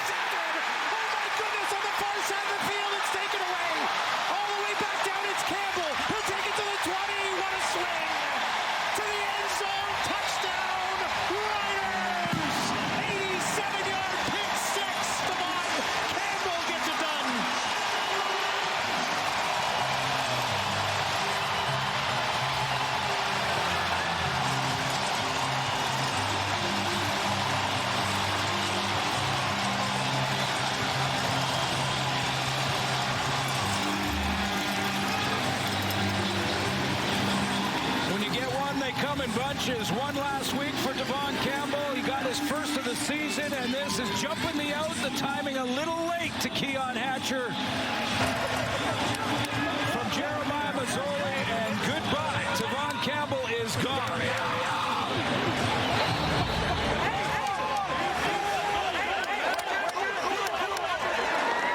The crowd erupting at Mosaic as Campbell took it back almost 90 yards to the house. They'll officially say it was an 89-yard return at the end of the half. What a swing. Riders are up 16-7. And right now the panel is going, those notes are out. Little late on the throw, and Campbell is gone. See ya. Nobody was catching him. We're sitting here talking about BC in field goal range. Could take a lead going into the half, and instead 6 the other way. And Jeremiah Mazzoli will want that one back. All right. The touchdown man standing by with Britt Dorton. Well, what a way to finish off the half. It didn't feel like there was a lot going for it. Tell me about the play. I mean, it's just got to keep my eyes on the quarterback, play the ball. I just seen it out there when I grabbed it. Well, talk about this defense and how you can continue this momentum in the second half. We just got to pay attention to the small things, attention to details, go out there and execute like we know we can. Thanks so much. Thank you. We'll send things off to Kate and the panel. What a finish, guys. Britt, this has been absolutely wild, to be quite honest with you. First, we were going to talk about AJ Ouellette when the Riders were going to be up, but then BC looked like they were going to kick a field goal there, so we were going to start with the Lions in that successful drive. But then that happens, and now our plans have just been thrown all out the window. Lapo, we've been talking about the entire first half here in Jeremiah Mazzoli and, you know, leaving the ball a little bit short and leaving some of his receivers out to drive. And I was saying, too, is that his fault? I mean, don't get me wrong. It was a great pick six, but what happened specifically on that play? Yeah, certainly. I think what he got caught and recognized, this is the throw to the wide side of the field you don't like to do, but he saw Devon Campbell start to go inside. I think he thought it was what people call a trap coverage, but Devon kind of fooled him. He didn't move too far out. That's plenty of room and time for him to undercut that football. So I think it was a great disguise by him. And then Mazzoli doesn't recognize it well enough, and then that throw is in the air a long time for the interception. Whether it was trap coverage or he was baiting, Devon Campbell did an amazing play. Yeah. And when he runs like that, Kate, no one's catching there's not a lot of guys that see even him David Sanchez in his prime would catch yes, him. absolutely. Hey, but I'll say this one point. There's 3 or 4 penalties for offsides by the BC Lions, so the crowd for the Riders getting into it. Don't forget, that would have been a touchdown if that wasn't an offsides for the BC Lions. Yeah. Can you imagine, too, going into a half right now, those Rider fans in the concourse? Let's talk about the Riders for a moment. It was interesting because they started the game running the ball with AJ Ouellette, who was very successful. Then they got away from it, but then they came back to it and once again successful. So we assume in the second half we're going to see a lot more of this run game, Lapo. Yeah, and I think AJ Ouellette's done a really good job. I think right now he's averaging 8.8 yards per carry. And you saw it on that first drive. This is a long yard, 26-yard run for him to start the game. You know, just, hey, the key is on 1st and 10, can you get positive yards? And what they've got to do a better job, it's not running the football. He's got 79 yards. You need more opportunities. Where they have hurt themselves is there been a couple of sacks, and Jake Maier hasn't continued to keep them when it's long yardage situations. He hasn't gotten the first downs. They've had a couple of sacks. They've had a couple of incompletions. So, Enoch, if you want the tailback to keep carrying the football, you need more first downs. So I think that's what they got to do. Agreed. And on the flip side, too, you got to give credit where credit's due. And it feels like the BC Lions are still in this game. They come out of the second quarter, really nice play calls on behalf of Buck Pierce. And I think just making it short and easy for Mazzoli right now has to be the answer. It's interesting, Kate. You got 2 guys that are not the respective starters for their teams coming in, and their allies, their running backs, are the guys that really starting things off for them. You see James Butler here gets the ball and gets the drive running, and he gets it again and gets another burst, and he's able to go. You see Michael Johnson tries to tackle with one arm, it's not going to get him down, and then Javon Cotoy comes over the middle, a tough catch over the middle, and he's able to continue this drive. Now, James Butler continues on, and again, when he's able to do this, guess what they go to, Coach? We talked about it. Tempo. They start to go tempo. No huddle offense by Buck Pierce over there. That's what allows Hatcher to finally get into the end zone. So they're going to have a mix of obviously allowing James Butler to touch the ball a little bit more. He's at 92 yards right now at the half, and also involve the tempo right now, especially like you mentioned, Coach. They're having a hard time with the cadence at the line. Also on the defense side, can we give a little love to Christophe Beaulieu? He is really coming into his own right now, and I know we gave the table banger for Marcus Sales, but I'll tell you this, Beaulieu. And Dusty said, by the way, you were doing a lap. Do you want to do a lap right now, or is this not? Maybe not right now. No? But Why not? But Why not? I'll bang the tables, No, though. are you wearing shorts to work tonight? Is this why? Okay, why would you even assume that? Great hit by Beaulieu. We got plenty more coming up after the break as we're going to break down the final game of week number 4 between the Red Blacks and the Argonauts. Vibe check, what's the temperature? The forecast looks hot, here's a tip for you. We got everything you need that I failed to mention. If you can't stand the heat, I'm a known winner, natural born leader. Call me the people's champ, cause I give it to the people, and the people wanna have it, cause the people know they need it. When it comes to the vibe, I am undefeated. Celebrate, sleep, wake up, and repeat it. Celebrate, sleep, wake up, and repeat it. That's how it goes. If you don't understand, gotta let you know.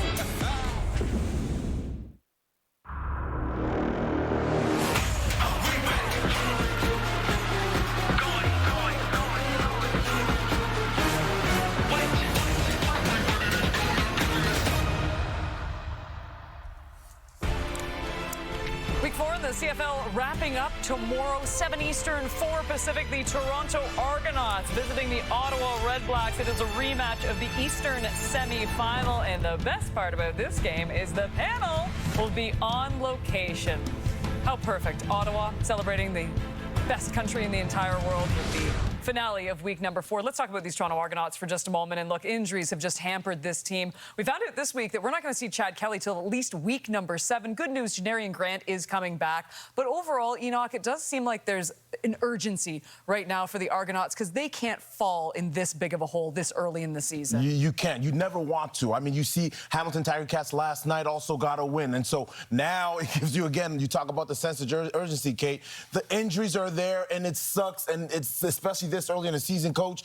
But at the end of the day, this team needs to find a way to get the victories. They were close last week. They got close. Saskatchewan, well, they gave themselves a chance. Nick Arbuckle himself gave themselves a chance to win the game. But at the end, again, one of the biggest things that they cannot afford to do is the amount of penalties that they had last week. 300 yards or more in penalties is never going to give you a chance to win. And so limit those penalties and give yourselves a chance. I think the most important thing for the Toronto Argonauts is they got to find a way to stop the run. They've really struggled that this year.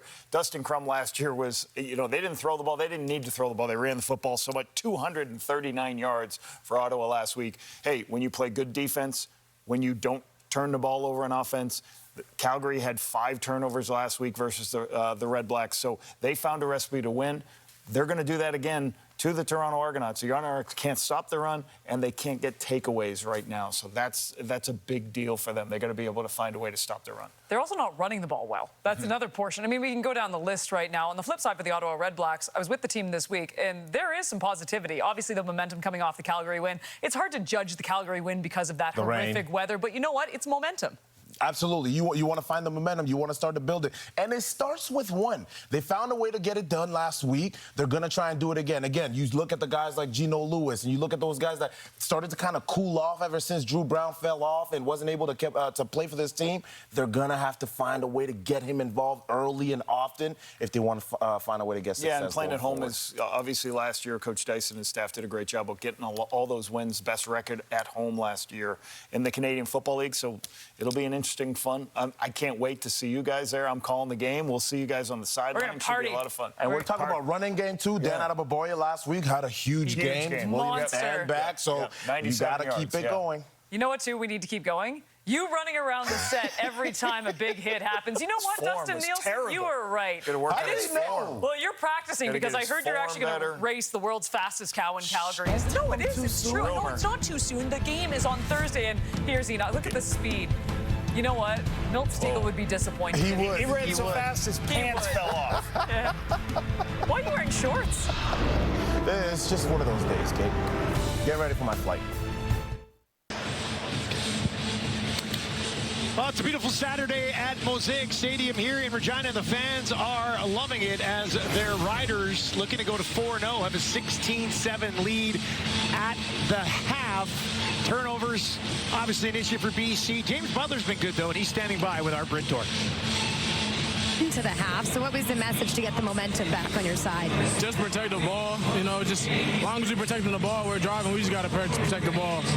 Well, over 100 yards for you in the first half on the ground. How can you continue that here in the second half? Just keep leaning on them. That's what I told my guys. Just keep leaning on them, and let's get in that box. Thanks for this one, James. Thank you. That guy's just 8 yards away from a 100-yard game. So keep him going. He's got a couple of catches as well. The Riders with the lead will get the ball, though, to start the quarter. There's Mario Alford.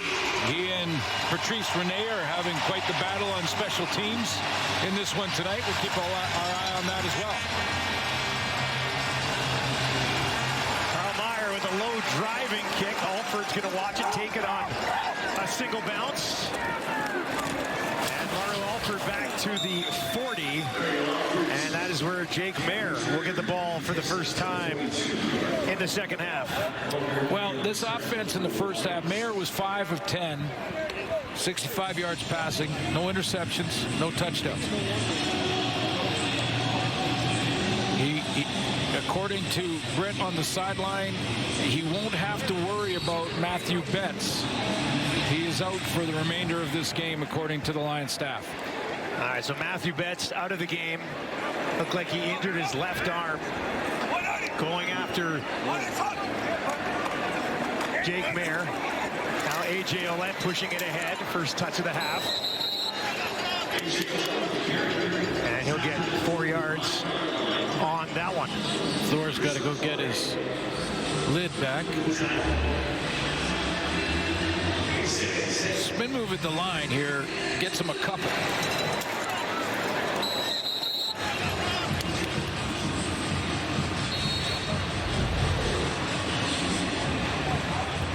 Nathan Cherry, the University of Saskatchewan, is going to get some reps for Matthew Betts, third overall pick in 22. Zach Fry into the game at left guard here as well, in place of Trevon Tate. Something to maybe get an update on, as there's Jake Mayer. Quick release up to midfield, and a first down for the Riders. Well, that is an interesting move. We'll see. Britt can find out what happened with Trevon Tate, because Zach Fry is their sixth offensive lineman for the Riders, but he's the only other offensive lineman dressed. So he has come into the game with Trevon Tate not returning after leaving in the first half. First and 10 midfield. A.J. Ouellette again. Can he find a hole? Stiff arm, but can't get away. And he's taken down. Managed to get around some pressure early on there from Ronald Kent Jr. And now getting into it a little bit with Deontay Williams. Keeping my nickname theme alive here, because I really enjoyed that. You love these nicknames, that video. When Deontay Williams walked by, they asked him his nickname. He said, "Oh, that's the easy one. I'm D-Train." D-Train. Yeah. That could be D-Train. D-Train. Williams just tackled A.J. Ouellette's arm there to bring him down. Second and 7 for Mayer, the Riders offense. Lions only send 4. Jake gets it away over the middle. That is caught, looking for the first down. Going to be stopped just short. Robustelli with his second catch. D-Train again with the tackle there, Dustin. And, you know, with Tommy Stevens, even though he's been stopped once, be surprised if Corey Mace doesn't. They are bringing Stevens out.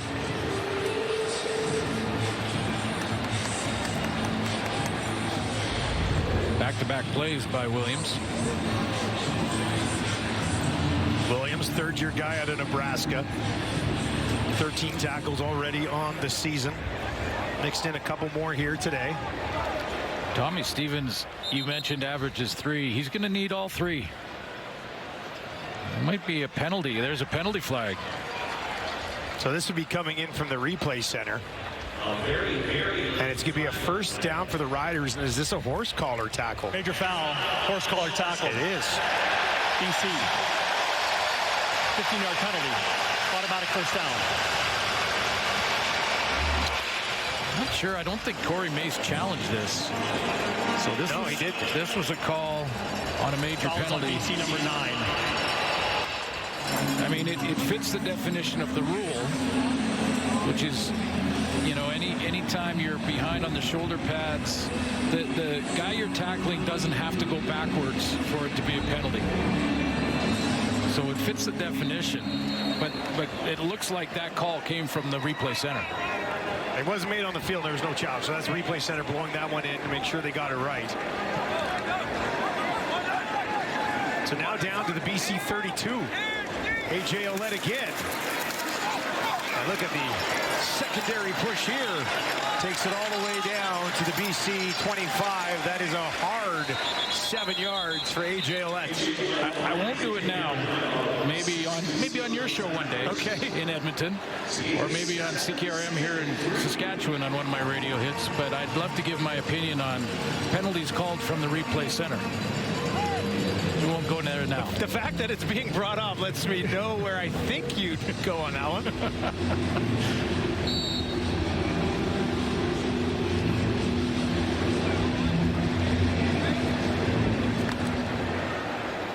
Tommy Stevens would have had, it would have been 2 yards, so the drive might have continued anyway, but the penalty came in. Automatic first down for the Riders, and we'll see if they can put points on the board because of that.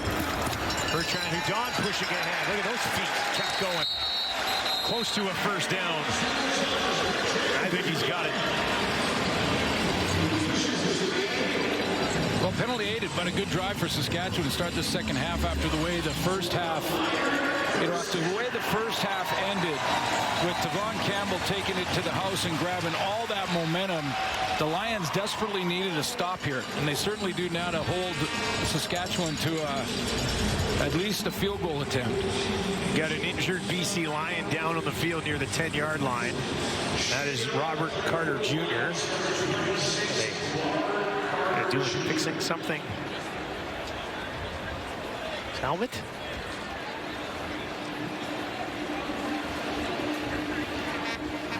Tyler Coyle out of Purdue, a rookie, like he's going to have to come in. Something with his right hand, possibly.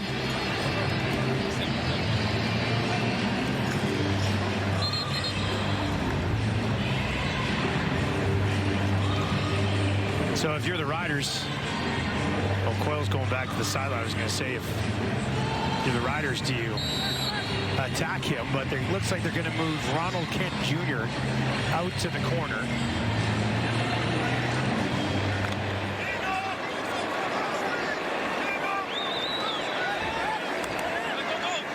Deontay Williams at halfback. Well, now they're rotating. They're going to bring 5 this time. Mayer out into the flats. That is caught, tackled immediately by Williams. Duncan Busby's first catch of the ball game. Goes for a loss on the play.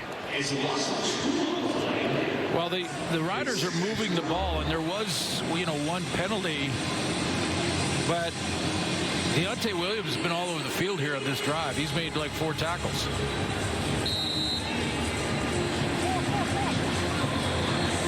Sorry, that was the inside receiver. It was the third receiver inside that was tackled by Williams. Riders looking to enter the red zone for the first time in the game. Maybe the end zone here, who knows? Mayer dumps it over. A.J. Ouellette's got it, has a blocker. Couldn't get away. Good tackle made on the play by Ouellette. But more offense from A.J. Ouellette. Is going to drop here. He would have been there quicker, but he drops into pass protection mode first and then has to redirect to go and make this tackle on the screen. So he gave up about 3 or 4 yards. Still a good tackle in the home fielder, or let's still run and probably scores. But that 4 or 5 yard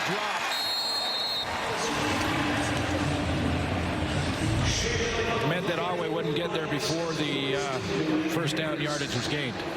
Hendricks down on the field right now as they take a look at his left leg. He's just had an outstanding start to the season, and his career now with it being in BC will step away as they take a look.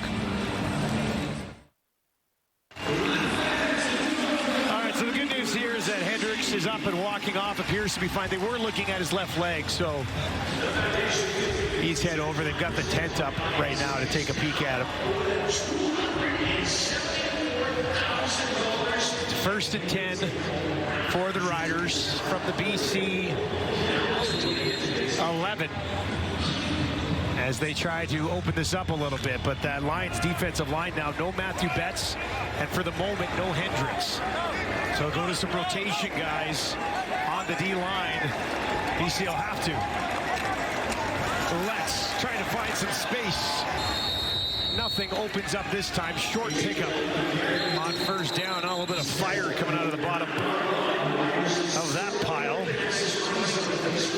Yeah, there are three backup defensive linemen dressed for the Lions. Nathan Cherry, who I mentioned, Christian Covington, and Thibaut Debaye. So Cherry's getting some more reps with both Matthew Betts and Hendricks. Even though he looked okay, he's going to have to wait at least 3 plays because the training staff came out to get him.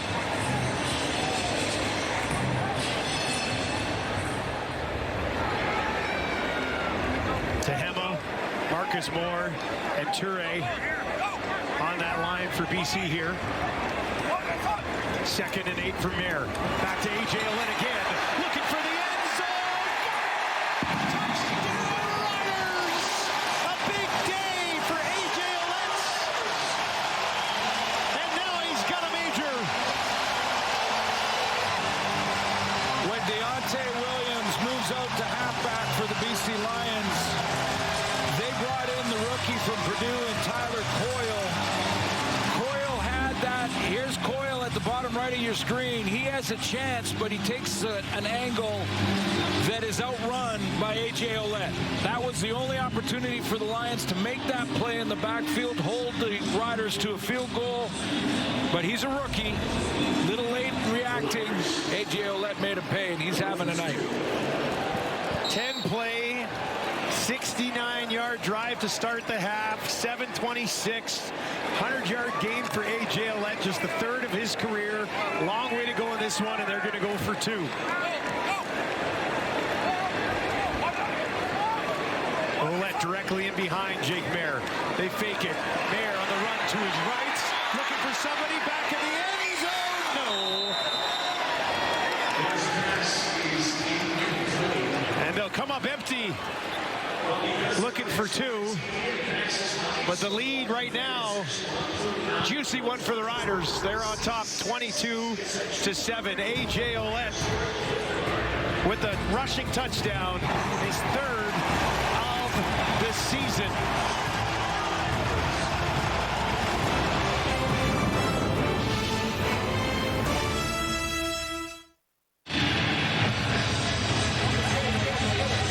Yard game, his 3rd for A.J. Olette of his career, and we've got a lot of football to play here in this one tonight. There's the touch to get him started. 10-play drive, 69 yards. That's the touchdown run right there. 7 minutes and 26 seconds. Penalty aided. And I bring up the penalty because it's an interesting one. BC's going to have to find a way to get their offense going here. Butler's been the only effective bright spot of it so far. Brooks on the return, takes it out beyond the 30, and that is where Jeremiah Mazzoli will have the ball when we return to Mosaic on TSN.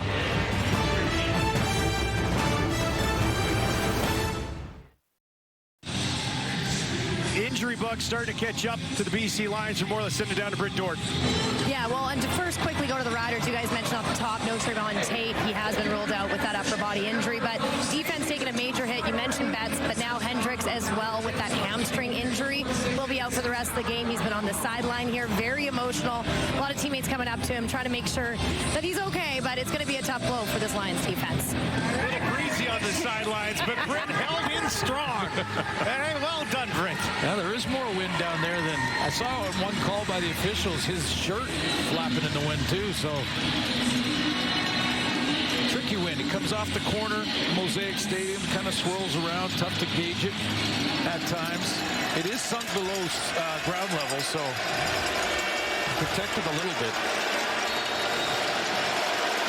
Mazzoli, 9 of 16, 97 yards, a touchdown and interception. Out into the flat to Jackson.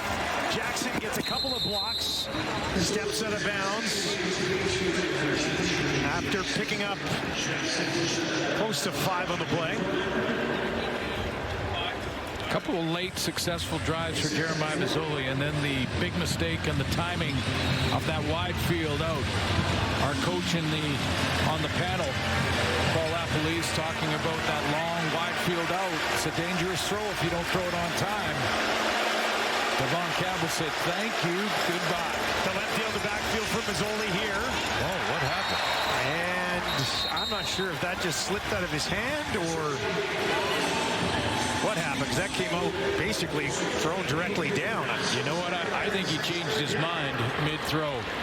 Jameer Thurman was cutting underneath this, and I think that shot of Chase Bryce on the sideline is kind of what probably BC Lion fans are thinking right now. Is it time to give him a chance? Because Mazzoli looked to that inside throw to James Butler, but Jameer Thurman cut underneath it, and he pulled the trigger back. He just tried to hold off and let it go. Pulled the trigger back, but the bullet still left. It fell incomplete. Here's Alford, takes it after a 63-yard kick. Near sideline, gets out of harm's way, just outside the 30, as the Lions were coming after him there.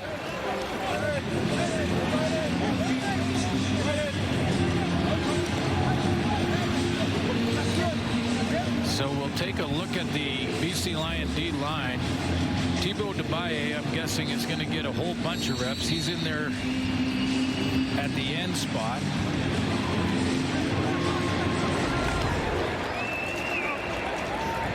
That's Toure. Christian Covington, number 56, likely to see a little bit of him. Drive starts on the 30. A.J. Ouellette again, right up the middle. Almost got it all. That'll be close to another first down. They'll give him 9. He's over 110 yards in this game. So Mike Benavides has to go into his depth, try and stop the run, and the other way he can do it is start to get the linebackers involved. That means Micah Alway trying to fill some holes, but when you do that, as I mentioned before, you get the linebackers snug in the line of scrimmage. That opens up those intermediate crosser routes. High percentage throws and quick to get out of the hands. They did get Robert Carter Jr. back at corner, so that helps a bit. Tommy Stevens in. Short yardage, got it. Gary Peters at the end of the play trying to strip the ball, but Stevens hangs on. And Jake Merrill trot back out here offensively. And for a Riders team that's been able to run the ball so well tonight, now, might be silly to go away from it. No, well, keep running it. Like, after the first quarter, remember, A.J. Ouellette was on pace for 200. He had 55 yards rushing. A little early to jump the gun on the 200 pace, but you're right. I mean, that's what he was looking at. 112 and counting. Yeah, I mean, a couple big plays here.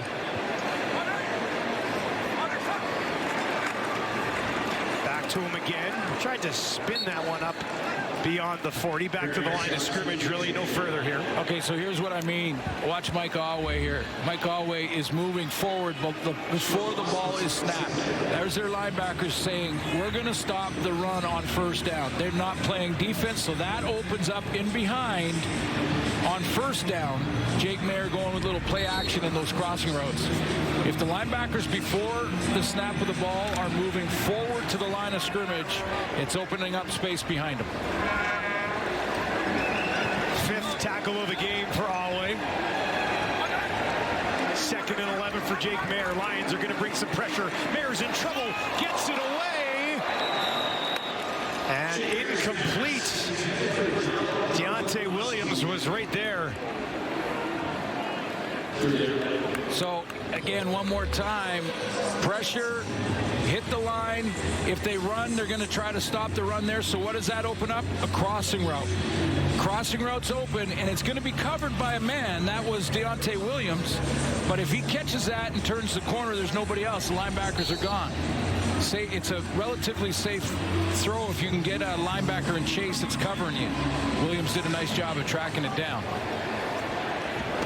Couch set to kick it away here.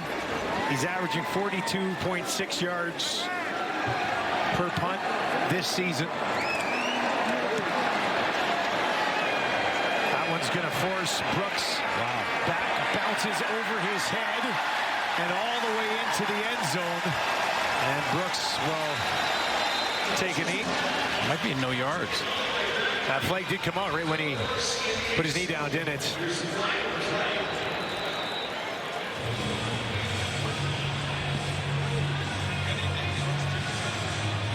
There's an injured Lion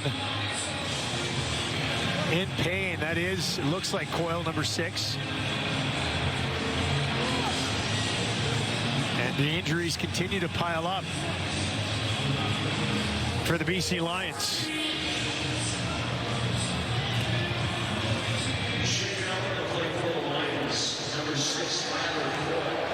Just over 3 minutes remaining here in the third quarter as they take a look at Coyle. We'll step away. CFL on TSN. Don't miss all episodes of the Emmy Award-winning hit critics call breathtaking and a masterpiece. The Last of Us, an HBO original series. Stream all episodes now only on Crave. Proudly Canadian. I don't know if in my zombie world that's how they would look, but it's a pretty cool look. Yeah. And a good show. I'm in it. I'm right in it. Are you? Oh, yeah. Yeah, I watched the first season. I haven't got to the second season yet, but I definitely will. All right, here's Mazzoli. They'll get him out on the run here to the right, down the field, and he's got Everhart, who will then turn it ahead before getting crushed by Campbell. I mean, that's what you need to do. Yeah, hard to get in the mind of Buck Pierce as far as, you know, is it time to go to Chase Bryce and see what he can maybe do to generate some excitement, get this offense rolling. But this is an important series, I would suggest, for Jeremiah Mazzoli. Don't know that that's what Buck Pierce is thinking. But a nice 25-yard gain outside the pocket, throwing on the run, putting it right where he needed to put it. And it was Campbell with the hit there, but Campbell is the guy down on the sideline right now. Busy night for the athletic therapists of both teams. Well, you saw that first half, how physical that hit on James Butler. These are division rivals. Remember, the Riders in their first 3 games played against the East. I mean, you're playing hard either way, but this is a division rival. This is one of those 4-point games, you say, the 2 that you get, the 2 that they don't get if you win it. And Corey Mace wants to get out to that 4-0 start. And like last year when he lost Trevor Harris for a few games, the team kind of, that turned the corner and they started dropping a couple. This year, or this time, they got a good lead on the BC Lions. They want to finish this one without Trevor Harris as a starter. I'm guaranteed, looks like he'll be back for their next one.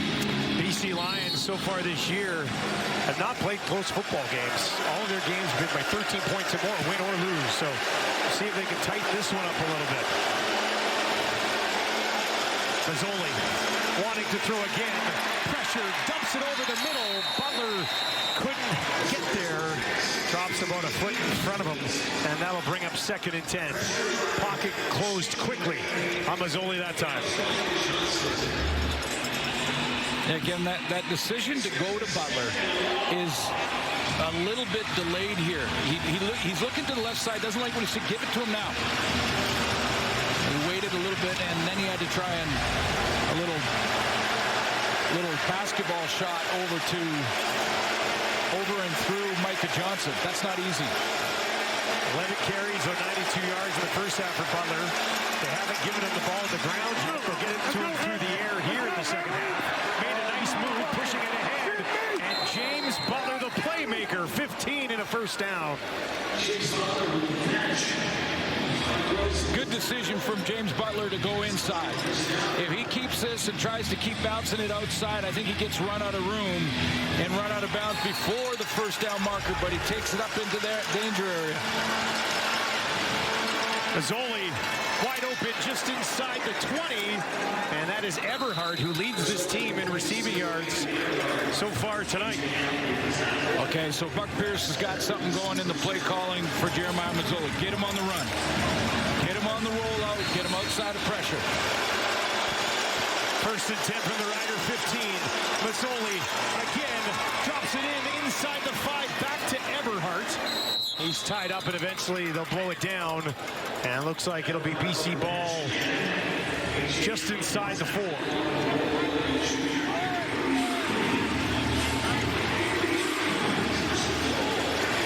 They'll move quickly here. First and goal from the 3. Butler trying to push through, gets it down to the 1-yard line. That's where he stopped.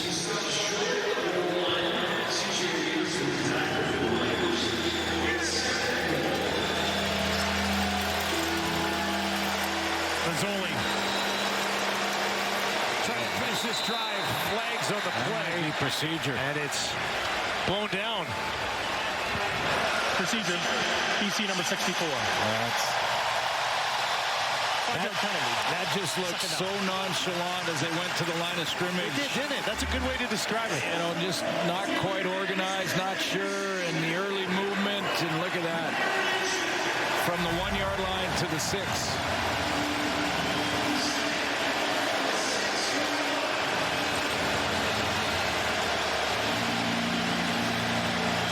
Mosaic crowd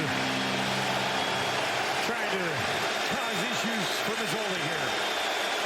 Butler will stand to his right. 3 receivers out to the left, including McInnes. Mazzoli looks in that direction. To the corner! No, incomplete! It was McInnes that he was looking for. And Justin couldn't hang on.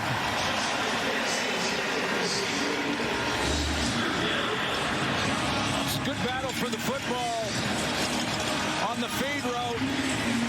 DeMarcus Fields working with him. He just couldn't hang on. It was the outside shoulder, so good throw by Mazzoli to give his receiver a chance here.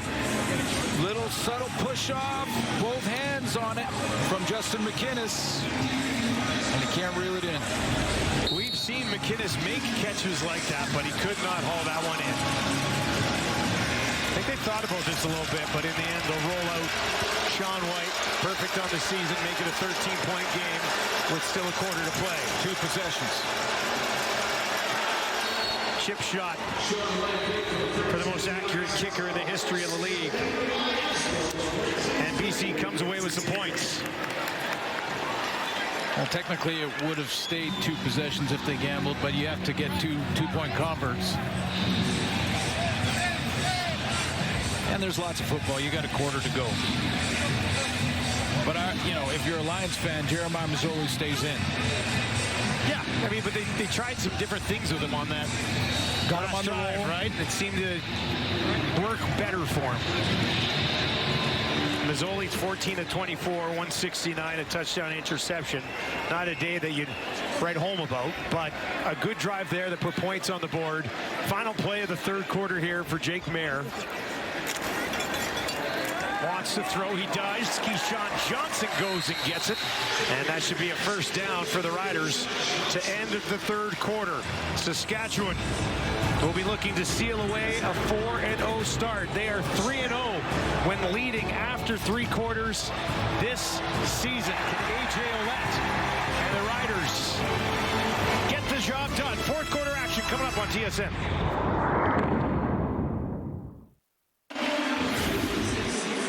BC Lions have lost 2 in a row. They trail here by 13, but maybe a glimmer of hope from Mazzoli on that last drive. Well, he put together a nice drive, and Buck Pierce got him outside of the pocket. He got him on the run, rolling out onto his right, his strong side, and made some plays that way. So, yeah, if you're the BC Lions, there's 2 things you got to get going. You got to get your quarterback outside of and get him outside of that pressure. And number 2 on defense, you got to stop A.J. Ouellette. I mean, if you don't stop A.J. Ouellette in this fourth quarter, it doesn't matter what the offense really does. They won't have time to catch up. But couple of backup defensive linemen for BC. And it's not just the D-line that's responsible for the run. Matthew Betts out, Hendricks out as we begin the fourth quarter. Saskatchewan leading 23-10. Mayer puts it in the hands of Johnson. It turned around ever so slightly. That's one he'd probably tell you he'll catch most of the time. You know, and I'm sure there's Rider fans going, we just talked about Ouellette. Why didn't he get the ball? Because the BC linebackers are moving up. I showed you in the last series that they had defensively Mike Holloway right at the line of scrimmage before the snap of the ball. That's the quick slant where the linebackers would usually drop underneath it. So that's why that's the progression for Mark Mueller, the offensive coordinator, to say, hey, the linebackers are hugging the line. Let's throw the quick slants just to drop ball. Riders 10 for 18 on second down. Mayer looking to his left, locked in, throws it over there. It's over the head of Keyshawn Johnson. So BC will get the ball back here early in the fourth quarter. Deontay Williams in coverage there. Now that third quarter, he had the one penalty that led to a score for the Riders, but Deontay Williams is doing his part to give his team a chance to come back in this. Could use a big return from Phillip Brooks. Had a game in the preseason where he had 154 yards on 6 returns. Spent some time with the Chiefs in the preseason last year and out of Kansas State. Dressing here for the Lions today. He waits for this kick. That's a high one. That'll hang up there for a while. It's over his head and into the end zone. And he will take a knee. Good decision. Power, precision, performance. The Lincoln Navigator Cup. Who will have their mic drop moment? July 1st, only on TSN. Riders defense looked to come up big here. Came into this game allowing 27 points per game. Had been great against the run. Not that good against the pass. 10 sacks, though, on the season, which was good enough for second in the league. They do not have a sack today. And actually, both of these teams, as Bertrand Hudon got looked at after the punt return, both of these teams coming into the game had only allowed 2 sacks all season. So both teams have done a pretty good job protecting their quarterbacks. Betts has 2 sacks for the Lions today. And Debaye got credit for a sack on the Tommy Stevens short yardage push that ended up being a loss. But this ball will sit on the 40.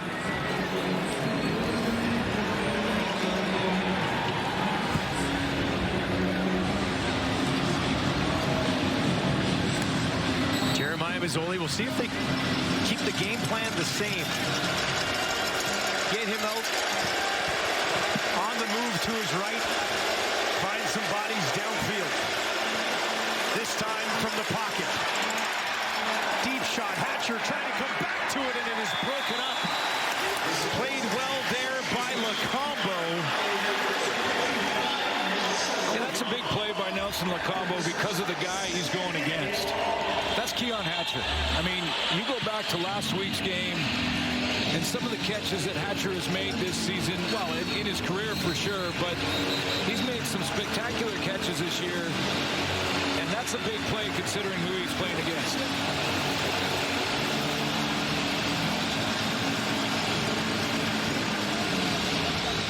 Here's the little bit of pressure. It's a pass interference. The play will be reviewed.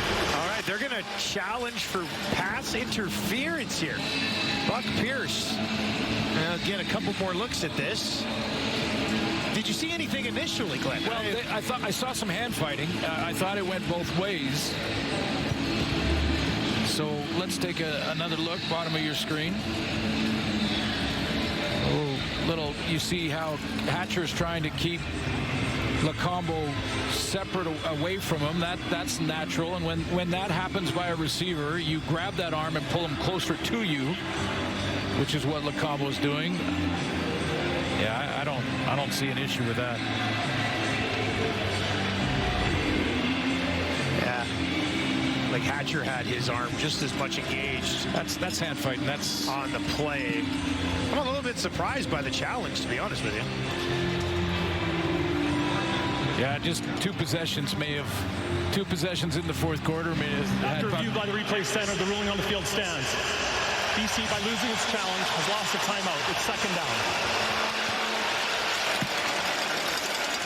Sort of the old saying, desperate times, desperate measures. I think there might be something that could be more challengeable, though, for PI later in the game. I agree. Long way to go here. Second and 10. Mazzoli dumps it off to Butler. Butler at the turnaround just to haul it in. It goes nowhere. They give him a catch. It'll be for a loss, and they'll have to punt it away. Yeah, that would, when Mazzoli's in the pocket, in that last drive when they moved the ball, he got outside of the pocket on the roll. When he's been in the pocket and he's tried these swing passes, the accuracy on them just has been subtly off. And it doesn't need to be off much to cause that kind of problem for James Butler, where he has to corral the ball and doesn't have time to set up where he's going to run and make people miss. It's not off by much, but it's off. Fifth 2 and out of the game for the Lions. 68-yard kick. Carl Myers having a heck of a game punting the ball. Rourke, Mazzoli, and Bryce trying to solve some offensive woes.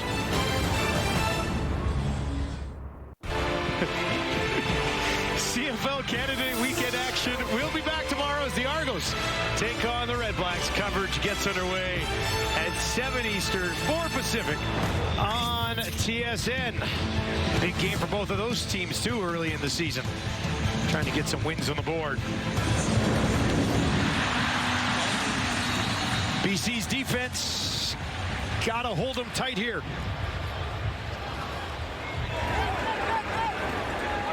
First and 10 from the Rider 23. High snap. Hare grabs it. Gives it to A.J. Ouellette. Takes contact. Doesn't matter. Pushes it ahead to the 37-yard pickup. It's been a physical game. And Thor was the hammer on that play with Mike Alway, whose nickname is Dark Cloud, Mr. Dark Cloud. See, some nicknames I don't get. Yeah. I'm going to go for dinner with Dark Cloud. Like, that just doesn't work. I don't know. They said it. It was a personal thing.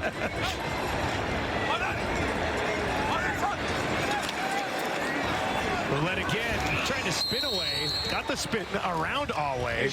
Puts him pretty close to a first down. Probably about a yard shy, though. Well, the spin got them to Tommy Stevens' time. If they are short, and it looks like they are by a yard. Because that was a 3-yard loss there. If Alway corrals them there, but that spin and falling forward, as the running back coach did in his career, Andrew Harris. Andrew Harris always seemed to be tackled forward. Yeah, he did, didn't he? Yeah.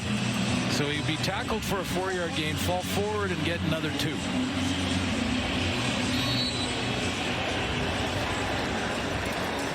Tommy Stevens, who has been stopped once in this game already. That was on a second down, lost 2 yards. Trying to keep his offense on the field here. 3rd and 1. Boy, if the Lions could get a stop here, it would be big. That's closer than I thought it was going to be. We'll see where this spot is. Official closest to us looks like the foot is past the first down mark. But the one on the other side, they're saying first down.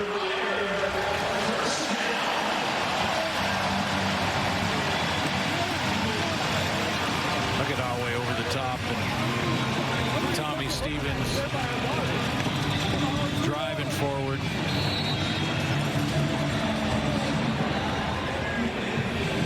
Jake Mayer back in. Not having a huge day statistically, but has looked after the football.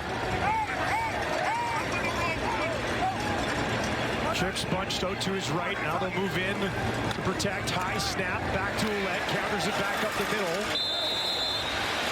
And gets about 5 yards on that first down carry. Yeah, great looking play. Great looking play where you have blockers coming this way, and when the blockers come this way, A.J. Ouellette goes the opposite direction. So you see the Micah Awe tries to flow to where the blockers are going, and that's a backside run by Mark Mueller, the offensive coordinator. Get all the momentum going one way, the linebacker will react to it, and then go against the grain. Tehema eventually with the tackle. 2nd and 4. Mayer looks to the left, now over the middle, back to the left. Keyshawn Johnson finds a little bit of space near sideline and eventually forced out of bounds by Gorlieu.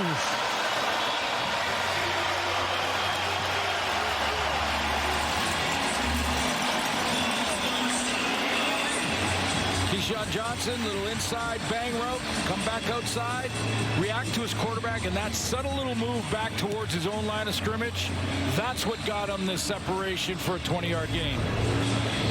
2nd longest passing play of the day for the Riders. Clock ticks under 9 minutes.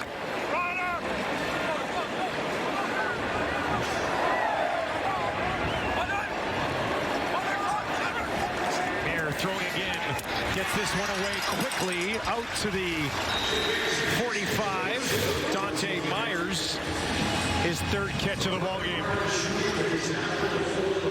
Showed you that time of possession stat at the end of the first quarter really favored Saskatchewan. It's likely continued to grow from that point, and that's why the BC defense right now looks tired. 32 minutes of possession already in this game for the Riders. 19 for the Lions. So, yes, they have controlled the football tonight. 45, a big reason for it. Lions bring a bunch. Mayer down the field, incomplete. Saw the heat, decided to go deep over the middle, didn't work. Yeah, not a bad decision. I mean, pressure's coming. You got a post route, deep route. You just have to try and get it there and allow your receiver to try and run underneath it. And they miss, but it's a relatively safe throw.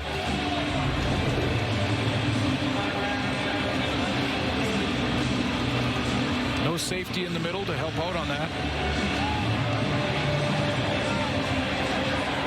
Couch will kick it away.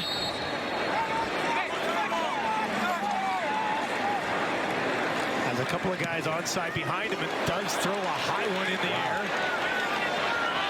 Taken cleanly at the 15. Trying to find a little bit of space here for Brooks, and he's got something cooking to the 40. 45. Tracked down.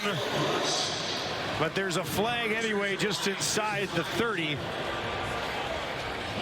And that one will be coming back. 12th penalty of the game against the Lions. Not helping. They're down 14.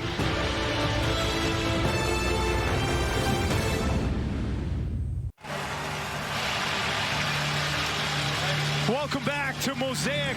Great crowd. Just football in the prairies, man. Beautiful day. Great vibe. Obviously, the home crowd's limited. Lions fans in attendance. There's a few. Not so much just yet, but 7 minutes, 40 seconds to work with. It seemed to get Mazzoli out and about. It's when they've looked most effective. That last drive, 2 passes in the pocket, nothing cooking. That's over to the 15. That's Justin McInnes. That's just his second catch of the ball game. Yeah, I agree. I mean, I thought that one drive where Mazzoli 3 or 4 plays on second down got outside and looked real comfortable doing it. You know, just confident. Well, not even all the way to the outside. Just, you know, a few steps over to the right and then to the tackle. Yeah, off the tackle. It's a half roll. They got 6. They'll need 4. 3 options out to his wide side right. They'll go to Butler. Butler's been outstanding today, and he's cooking here. Takes it out to the 30, and oh, did the Lions need that. That puts Butler well over 100 yards on the day. He's also tied for the team lead in 4 catches. Hopefully you have him in fantasy. What a move on Haba Baldonado here. I mean, and in fairness, that's a D lineman, but in space. Mazzoli over the middle. That's deflected and intercepted by Milligan. That might be a dagger. Milligan's got it. Back to the 30. Can he get a block or 2? Near side. Stays on his feet. They'll take it down inside the 15, and the crowd at Mosaic comes alive.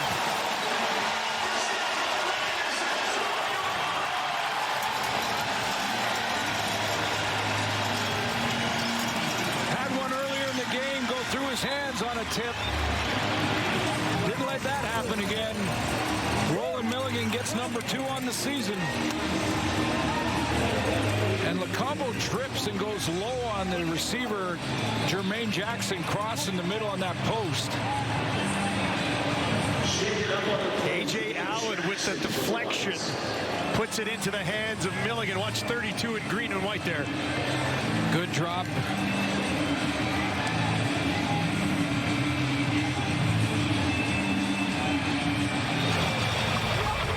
Frustrated Jeremiah Mazzoli. Second interception of the season for Roland Milligan. And he's picked up where he left off last year as Milligan.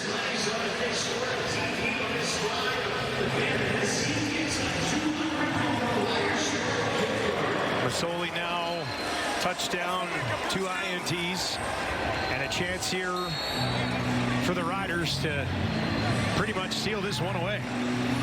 You know, coming into the season after the great year he had, Roland Milligan, a lot of people were saying there's no way you could duplicate that season. Like, come on, 8 interceptions and all the tackles on specials and all that. He might. A.J. Olette again. Down inside the 10. Will not be stopped. They're going to keep pushing and moving the pile inside the 5. That's a good old-fashioned rugby scrum. Just go right down the field with Marcus Hardrick. Come out of there, just hitting all his old linemen.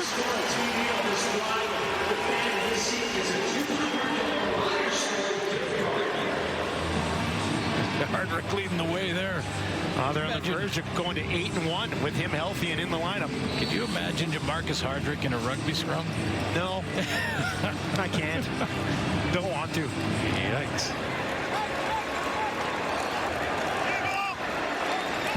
There's the 2 bright spots of the offenses tonight. Ouellette just a little bit better. Back to him again. Hesitated a little bit, waiting for something to open. It did not. And likely Brett Lawther into the game here. Yeah, you take the points, make it a 3-possession game. Absolutely. Hesitated briefly to maybe see where the spot was, but... Well, Tommy Stevens would be tempting. Averaging just shy of 4 yards per carry. Yeah, even with, you know, it on the 4-yard line. It'd be tempting, but... Well, good day for this guy, too. Brett Lawther, he needed it. Yes, no question. Sets it up here, right? Yeah, absolutely. 3 for 3 already. This one, a chip shot right down the middle. And a 45-yarder in that mix. That's his longest kick of the year. He had that earlier. This just 11. Up and through. Riders in full control. Looking for for a second year in a row.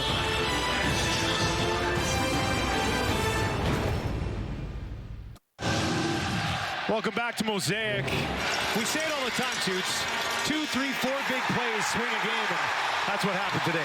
Well, just before the half, the Lions were looking to take the lead going in at halftime when they threw the pick 6 to Devon Campbell, and then had a chance to make it a one-possession game in the third quarter and got a procedure on the 1-yard line. That put him back to the 4, had to kick a field goal. 2 game-changing plays. And on top of those, 10 points off turnovers today as well. And another interception. Mazzoli didn't learn his lesson. That's taken away by Brooks. And he takes it back inside the 30. Unbelievable.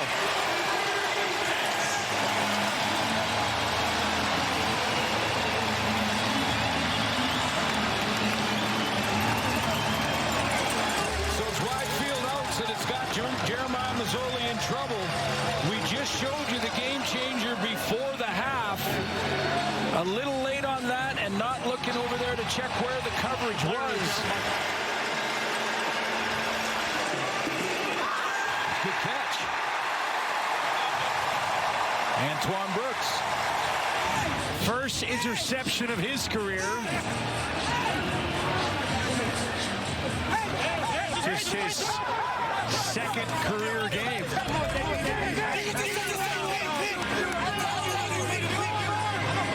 They're going to rule him down by contact back at the 44. So he doesn't care. And he doesn't care. What's he got a basketball for? I don't know. Is that a thing on defense? Well, it must be for them. Has to be. Clearly they're, you know how you have the hammer sometimes for the special team guy, and the shield, and I guess they got a basketball. Bringing a ball from a different sport, I'm very intrigued by it. No issue, but curious.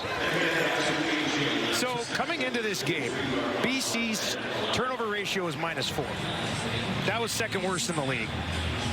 Today it's -4. So now it's -8 in 4 games. You are not going to win football games if you cannot look after the football.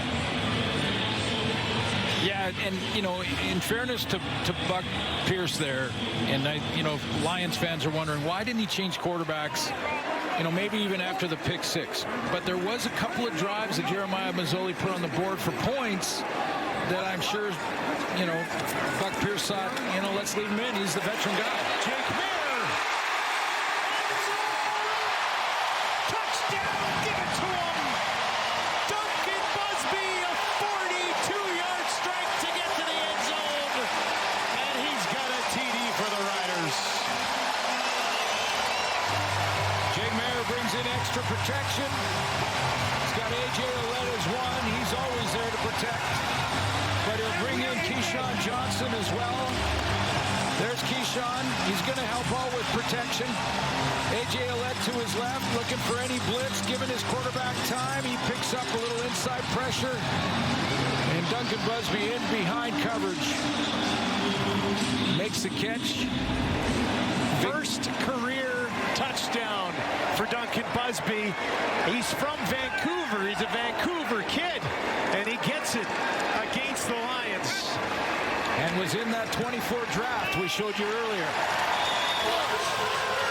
17 points off turnovers.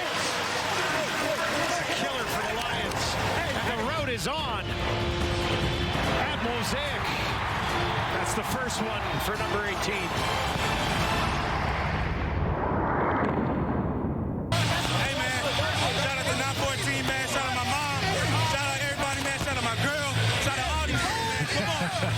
Tell Duncan Busby, if you go out there, run the go route, your longest catch of your career, your first touchdown of your career, here's what happens. Jamarcus Hardrick comes over and gives you a ride back to the bench. Nice job. Jake Mayer up on the shoulder of his offensive lineman. He's carrying him like a baby. Quite the throw. Party is on in Regina on a Saturday night. And questions for the Lions. Can they just simply be answered by the return of Nathan Rourke here in the near future? I'm sure I'm sure there's some Lions fans saying this is too little, too late by putting them out here now. But again, I'm not suggesting a quarterback change even at halftime. Who knows?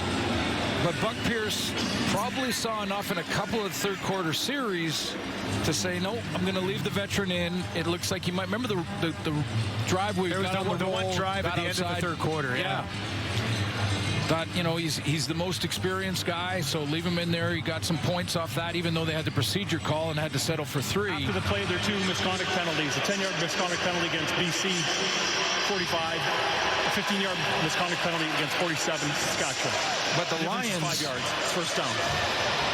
The Lions have Montreal next. Well, this is the first of a 3-game road trip. So they go to Montreal, then I think they wrap it into Edmonton. Now, Nathan Hort was close. Back to Butler. The lone bright spot offensively today for the Lions. Chase Bryce, first 3 years at Clemson. Good friends with Trevor Lawrence. Things are getting nasty here now.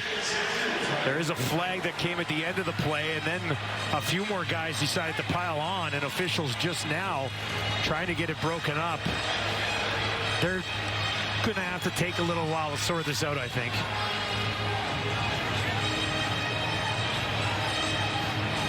There's Nathan Rourke. Like you said, close-ish. Closest today, but very likely for next week in Montreal. In the one game he has started and finished, they were victorious. Here's the end of that scrub.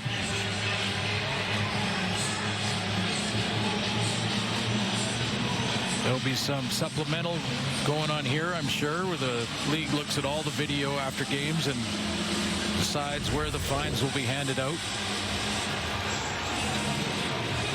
That's Chris Schlugger. 3 years in Montreal. Now in his 3rd year here. The Riders, on the other hand, they get the bye. And then they stay against divisional opponents when they take on here at Mosaic Calgary, then are at BC, and then have Edmonton. So they're going to go against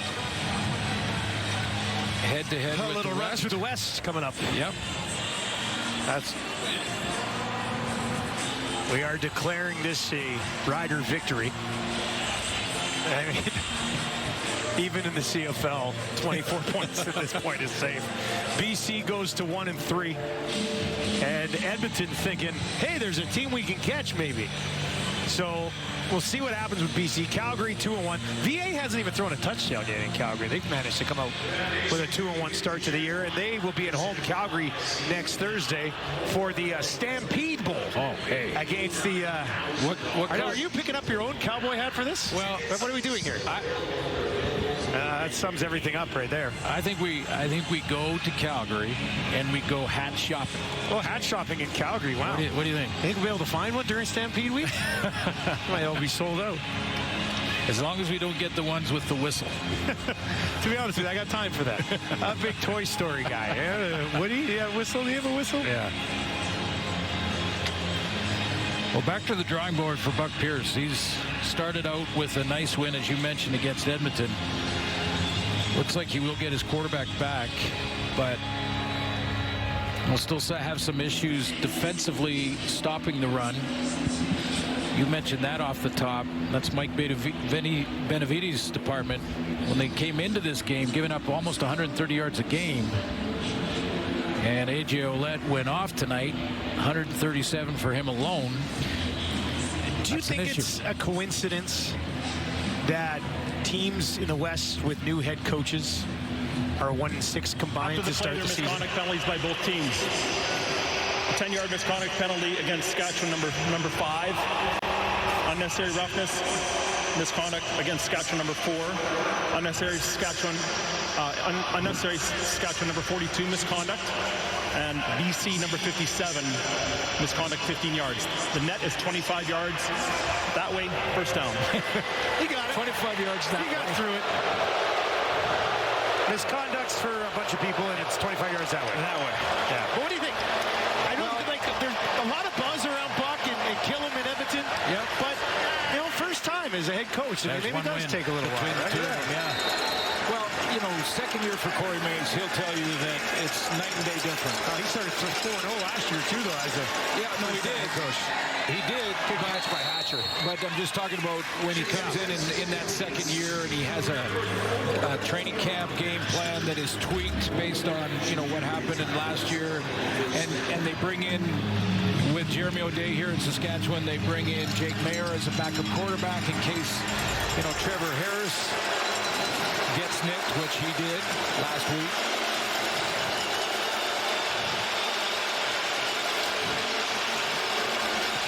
I mentioned Chase Price and his background a little bit. A few years in Clemson with Trevor Lawrence, played behind him. They're still real good buddies. Apparently he was in his wedding party and signed as a free agent back in February of 23.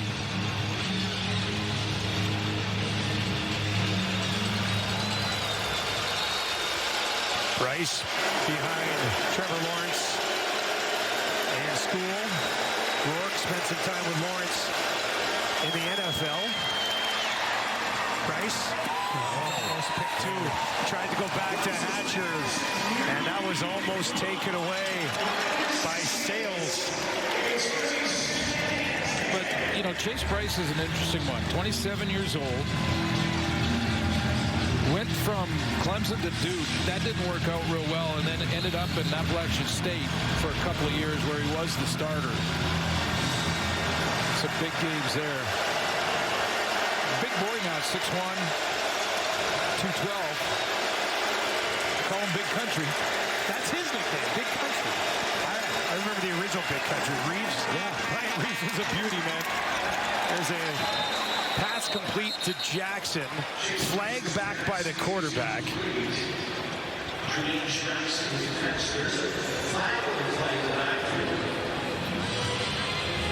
Major foul, roughing the passer, Saskatchewan number 11. Full 15 yards at the end of the play, and it's first down. Malik Carney roughing the passer. Saw him go and give, what do they call it, dapping him up a little bit. Rice after this hit. Caught him on the side. The ball was thrown. Carney, this is good seeing him out there because he left the game early, right? And then he's been back, big part of that defensive line. Very important reps for Chase Price for him, his journey. First and goal from the Rider 9 as Price tries to put them into the end zone here. Far side, and that is caught. Low ball, but Katoy's got it. Well, that's where the ball had to be placed. I mean, if it's inside at all, it might be going the other way. So accuracy bang on there.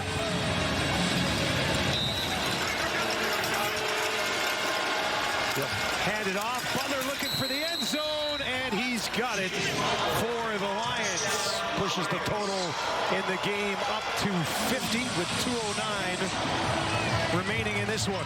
Well, there's been the best player for the BC Lions on offense tonight. James Butler, 13 carries, 109 yards. It's almost like he deserved one, eh, Suits? Yeah. Like with the way he's played tonight. He did. It won't. It's not going to make his day any better when he looks at the scoreboard, but. And he took that big hit early in the game, bounced back from it, and.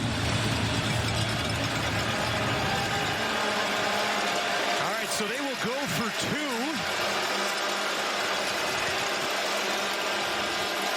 Big 2 points for some of you watching it, I think. Back to Butler. He's got the end zone. And it's 34-18 on the scoreboard. And the Riders will get the ball back to put the final touches on this one. Well, we'll see from the BC Lions, I'm sure, the onside kick formation. So that's always an interesting play. You line up one side of the field and try that sky ball, and you only have to be the last guy to touch it.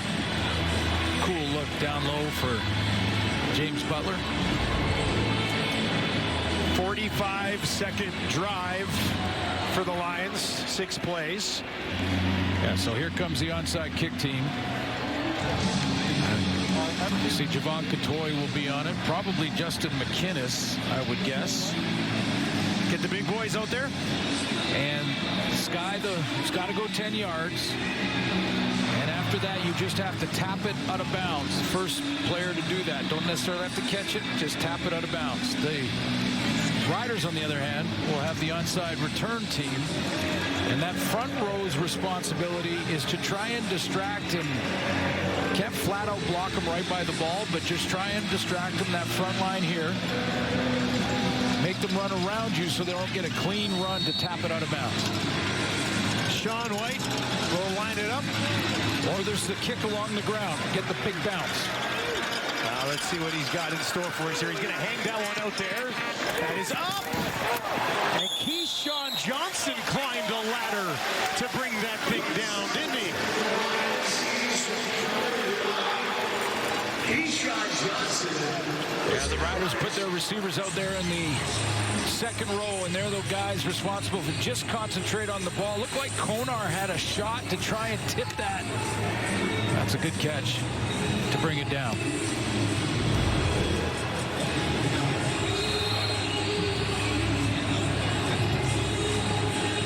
Tommy Stevens in there on some veer type offense to try and kill this clock along the ground. A.J. Ouellette, 137 yards, stands in behind him. Stevens on the keeper, trying to break free, could not do it though. Jump on his back and bring him down. 5-yard pickup. Yeah, this is the full-on run every play offense with Big Tommy Stevens. That was lead blocker A.J. Ouellette leading the play into the hole. Let's take a look at Jake Maier's day. Good second half, but I think, Dustin, you nailed it when you said he's managed the game well. This is his first start as a Saskatchewan Roughrider. Didn't make the big mistake. Didn't throw the pick at the wrong time, that kind of thing. The other guy threw 3 interceptions. Exactly. You took care of the football. Most of the time, the team that does that is going to win. Here's Stevens again. And Tommy Stevens puts the shoulder down. And he's close to a first down for the Riders.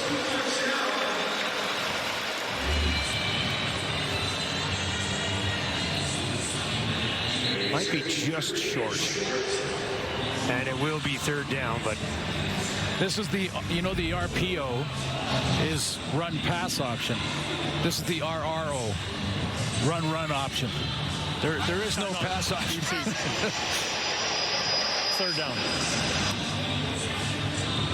Always got 10 tackles. Nobody else on the team has more than 5. So his big season continues. That's 29 tackles now on the year for Micah Awe.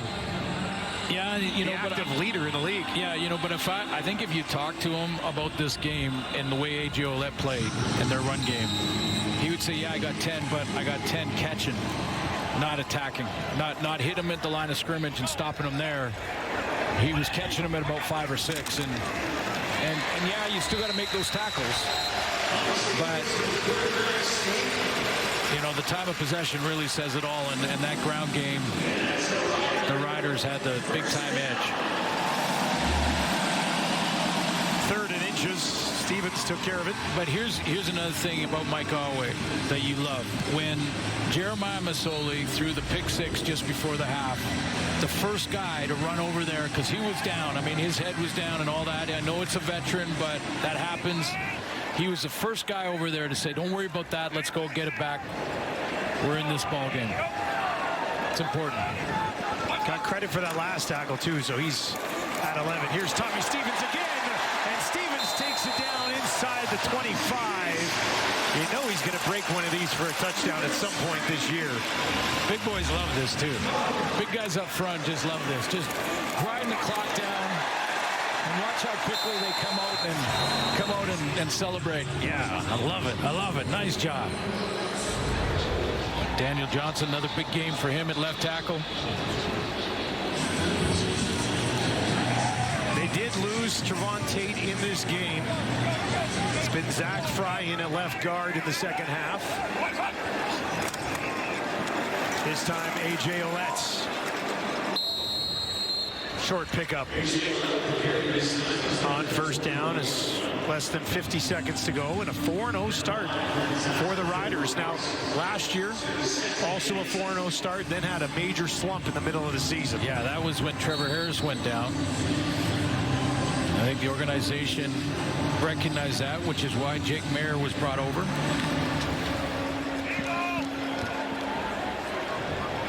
Looked like Trevor Harris almost passed protocol for this one, but will be back in their next game. Stevens again. But I'll tell you what, when you have a bye after a 4-0 start, you can really enjoy it. Yeah, that's a great feeling going into a bye. Yeah, I mean, you still got to do your work. You look at the film, you get in the gym, you do those things. But it's always great in a bye to get away from it, clear your mind, you know, spend some more time with your family, things like that. And when you're 4-0, it is so much better than 1-3. You're going in a bye at 1-3 or 1-4 and 2 or 3 losses in a row. Ugh. You don't sleep. Staring at the ceiling all night. 25-yard attempt for Lothar. And he's got a 5-for-5 game coming in to this game. He was just 4 of 8. That's on a 5-for-5 evening. And that's certainly something to build on for the veteran kicker. Smart game by Jake Maier. You know, as you mentioned, numbers aren't going to jump off the board, but smart game. Good game plan by Mark Mueller to stick with A.J. Ouellette, top to bottom. BC Lions going through this stretch, and of course, lost Nathan Rourke in that first game against Winnipeg, but 2 games against Winnipeg. On the road here against an unbeaten Riders team, and then off to Montreal to play an Alouettes team looking to bounce back after suffering their first defeat of the year. So, not that there's any easy schedules in the Canadian Football League, but it's a tough go right now. No, there really isn't. Buck and the Lions. But those are the top teams. Yeah. I mean, the Bombers are 5 times in a row, and in the to the Cup, and in the East, Montreal has been the best team in the East, although they just lost last night to Hamilton. Yeah, I mean, statistically, you're right. It's 4 games in a row against the 3 best teams in the league right now. But you want to find a way to win one. They weren't able to do it here tonight. Kicked away one more time. Taken at the 10. Clock ticks down as pushing ahead on the play. That'll be the last we'll see of Brooks tonight.